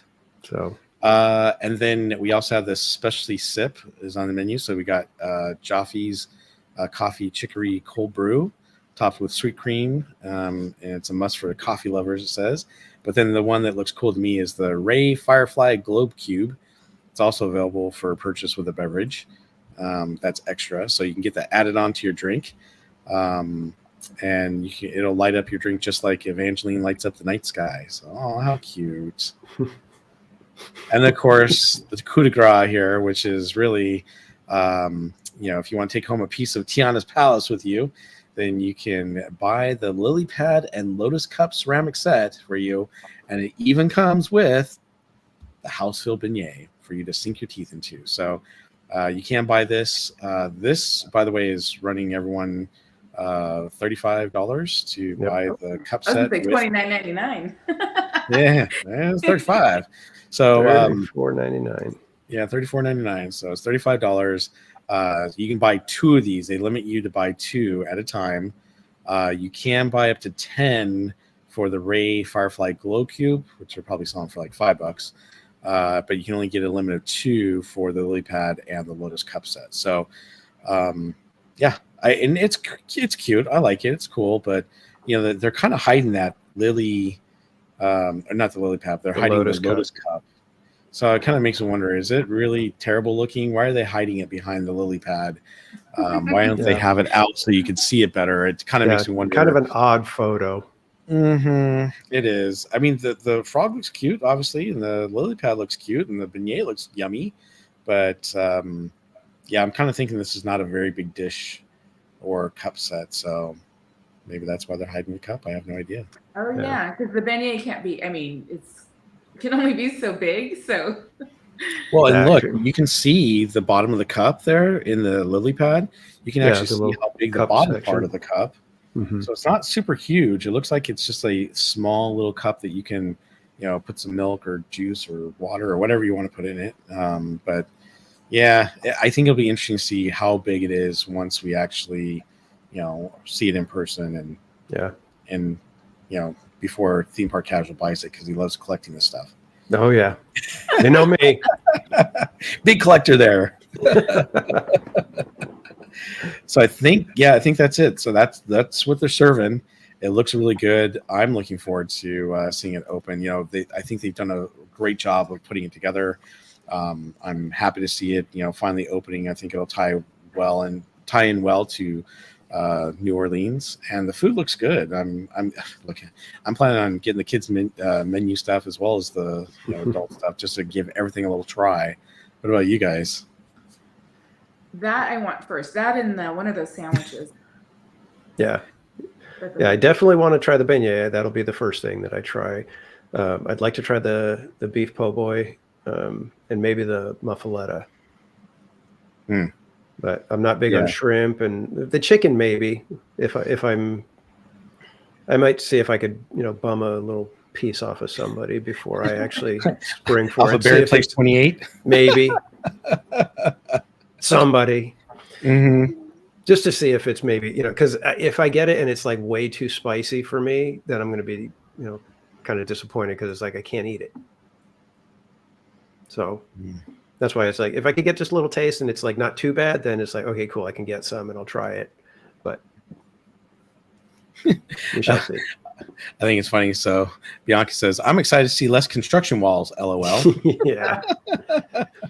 I think all of us are looking forward to that. And even oh, go ahead. No, go ahead. I was gonna say they're actually bringing the construction walls and tarps off of the treehouse. So who knows? Maybe we'll get lucky and we'll get a double whammy, and maybe they'll open up both of them around the same time. I don't know. Give it another like 4 days, and those tarps will be right back up on the treehouse for whatever reason. I don't know why they keep doing that. It's like crazy. I don't know. Up, down, up, down. So Juan said that we are doing the muffaletta with extra pickled olive medley. He also said that the muffaletta isn't spicy, and I doubt that South Disney will make it with the pickled olive medley. So we'll see. Yeah. Now, one concern I do have about Tiana's, I don't have any confirmation. Couldn't find any photos, but I'm hoping that the bandstand is still there out in the outdoor eating area. And I'm looking at one of the other articles. This is from Friday, August 18th. And it talks about Tiana's Palace restaurant set to open in Disneyland Park on September 7th. And I'm skimming through the article real quick, and I don't find anything that talks about, and there'll be the band playing or anything like that. So do you think that they'll move? Do you think they will stop the concert on the river and move it on shore, or do you think they'll keep that going? What are your thoughts? I think they'll keep it on the river because it feels like a bigger show that way, and it entertains more people, and kind of gives the rivers a reason to pull people for fireworks. So I would think that the Tiana's Palace would have the music during the daytime, like from noon till about 5-6 o'clock ish, that there'd be maybe 3 or 4 sets that a band would do. because I'll tell you, when I did the Disney cruise, the first night was Tiana's place on the cruise, and they had Tiana and a 3-piece little jazz trio, and they blew the roof off the place. It was so much fun. They had all the kids dancing around. They were doing all this. If they don't bring that to this, Mm-hmm. it is such a big missed opportunity, and it's going to be a disappointment for me, because it's like part of what makes The Princess and the Frog a great movie is that jazz music. Mm-hmm. And if they only have it on the inside when you're getting your food, like I said, it's a miss. It's a fail in my opinion, because the music was so integral. And I mean, when you think of New Orleans, the music is basically part of the city. So if you're going to kind of do that and have this, feel, how can you not include the live music? So I hope that they just haven't said anything and it's coming and whatever, or maybe it's like, you know what, it's going to be so crazy when it opens. We don't want to add, more moving parts to this thing until we kind of, figure out the logistics and what happens with it. And that's fine. I would be perfectly fine with that, but I hope that the bandstand is still there and eventually we get the music back. And even if they don't have Tiana singing, it'd be great to have Queenie and the Jambalaya band come out and sing. I mean, they're great. I would love that. Yeah, have Tiana introduce them, and then she walks off stage, and that's that. But yeah, it feels like there's got to be something like that. There has to be some music element out there in the patio, live music preferably. So I'm hoping that it's just something that's not been said and it is coming, but the hairs on my neck are standing up going, where's the music? Come on.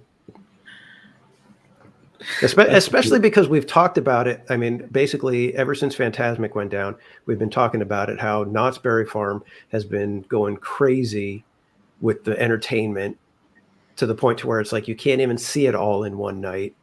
And then all summer long, it was changing every night. You had new bands, new set lists all summer long.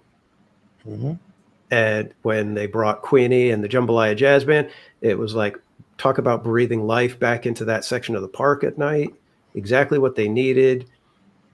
This is another one of those things, like, just give us the music. And if it's even just, whoever the band is that normally plays out in New Orleans Square, just move them over to the bandstand and let them play there for a little while. Mm-hmm. That's all I ask. So I don't know if you guys feel the same way. Maybe I'm making a bigger deal out of it than it needs to be, but if I was running the park, I think it needs it. That would definitely. I felt like I didn't see it enough before, right? It was really hard to catch one of the shows. So hopefully I just hope they just make it like really lively, right? And not as dark. That's what I was thinking about when you were talking about the lights. That kind of the old look. It was very dark because I've eaten out there at nighttime and I can't even see what I'm eating. It was so dark out on the, in that area. So I think that's a great. I don't know. We just need it to be more lively, so that's gonna kind of pump that up, I think. Yeah, like I said, when it was on the cruise, it was far and away the best show, interaction, anything that happened the entire cruise. That night was just set the whole tone for me for the cruise. It was just like, fantastic. It was upbeat. It was happy. It was just amazing. Like I said, if they can't bring that to New Orleans Square, at least have some sort of music. But I would prefer that they have Tiana up there singing, doing the whole thing, But of course, if they're going to do that, then it's an upcharge and you're, blocking people out from it or whatever. But I don't know. Well, I think they're great. Actually, Mermaid Plans was she was applauding you there, Theme Park Casual. She thought she agreed with you and thought that's a great idea. So I think it's a great idea too. It'd be great. Even Silver Stars was talking about Queenie. She does the same set every show, but I don't care if she does the same show every set. If they just had some someone there to do some music and bring you some entertainment, that would be amazing. So even Donnyland says they must bring this back. So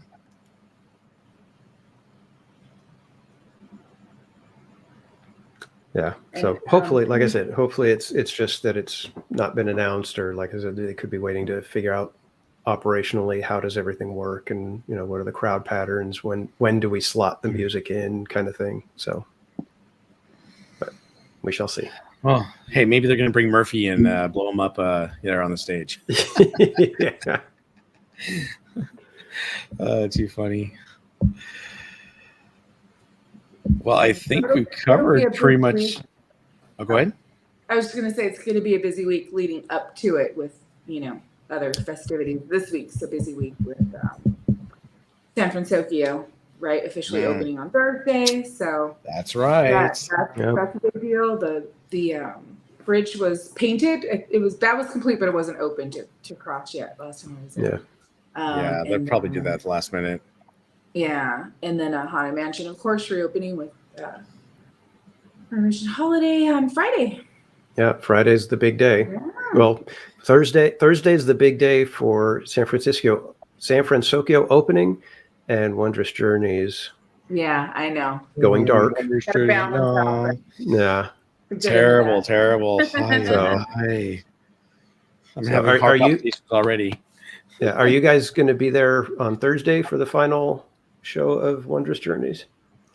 Yes, I will be there on Thursday to check out San Francisco and to see Wondrous Journeys. I'm just hoping it doesn't get canceled because of the wind or something like that. That would be awful. Yeah, I'm pretty sure that it would take probably a little extra wind for them to cancel the final night, I'm thinking. Just because there's a lot of people that are there for, it's like final show. So I would hope that they might, say, oh, it looked like a 3 miles per hour reading, but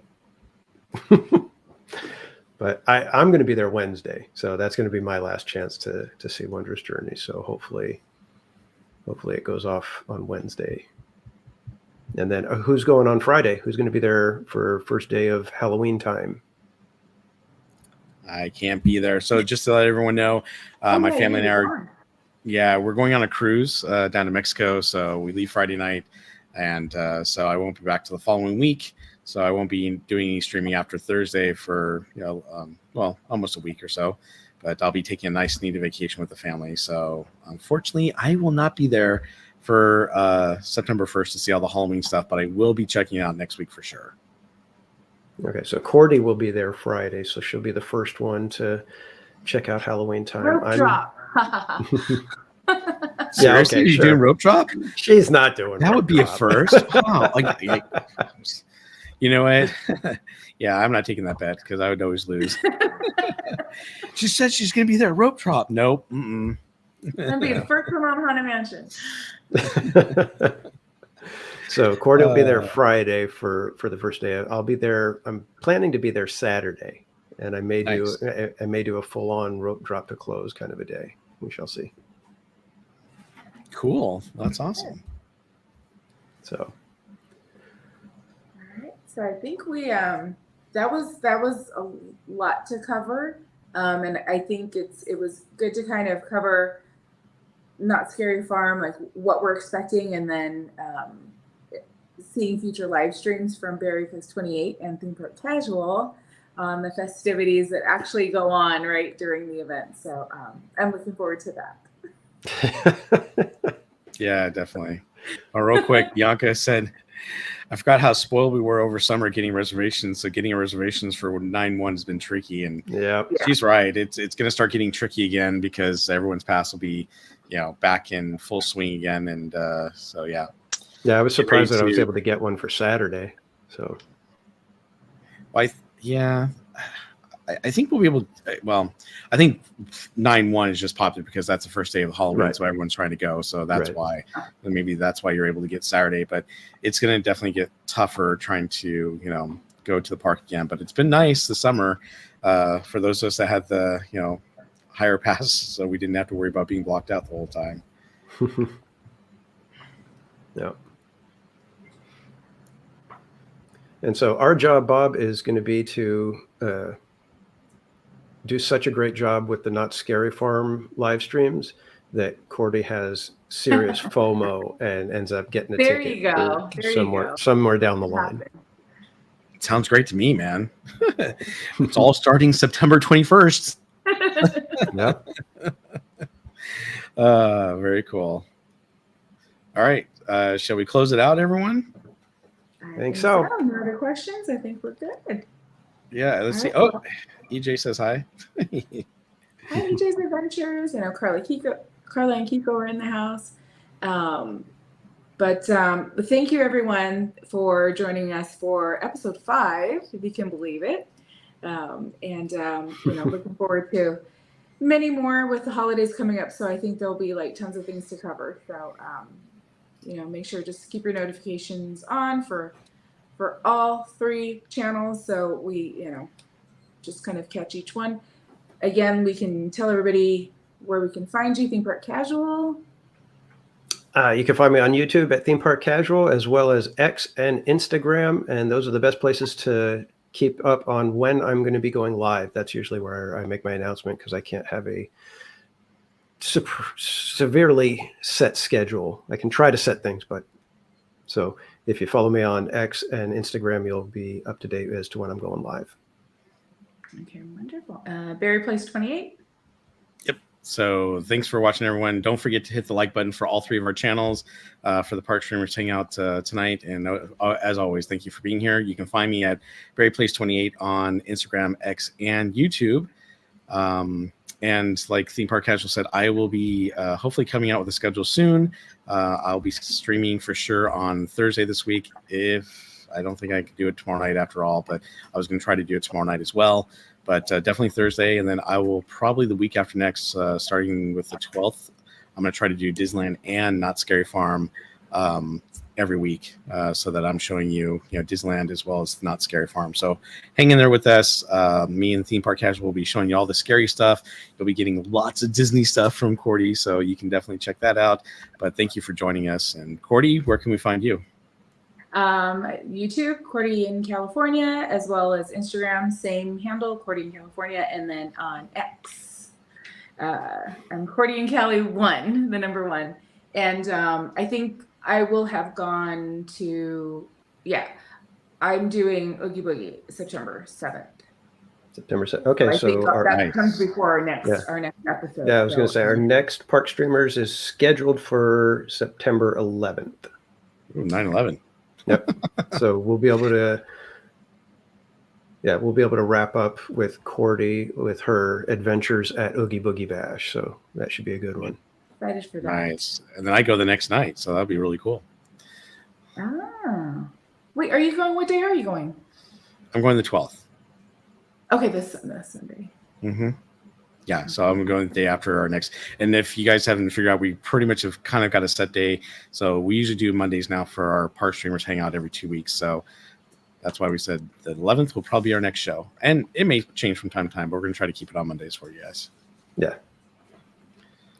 And Silver Stars, we did invite Adventures in the Park, but he wasn't able to make it this time. So we've got to try to figure out a topic that he enjoys talking about. He wasn't too into the Not Scary Farm thing, so he said he wouldn't be joining us tonight. So, but we definitely he is invited every single time that we've had him the last couple of weeks.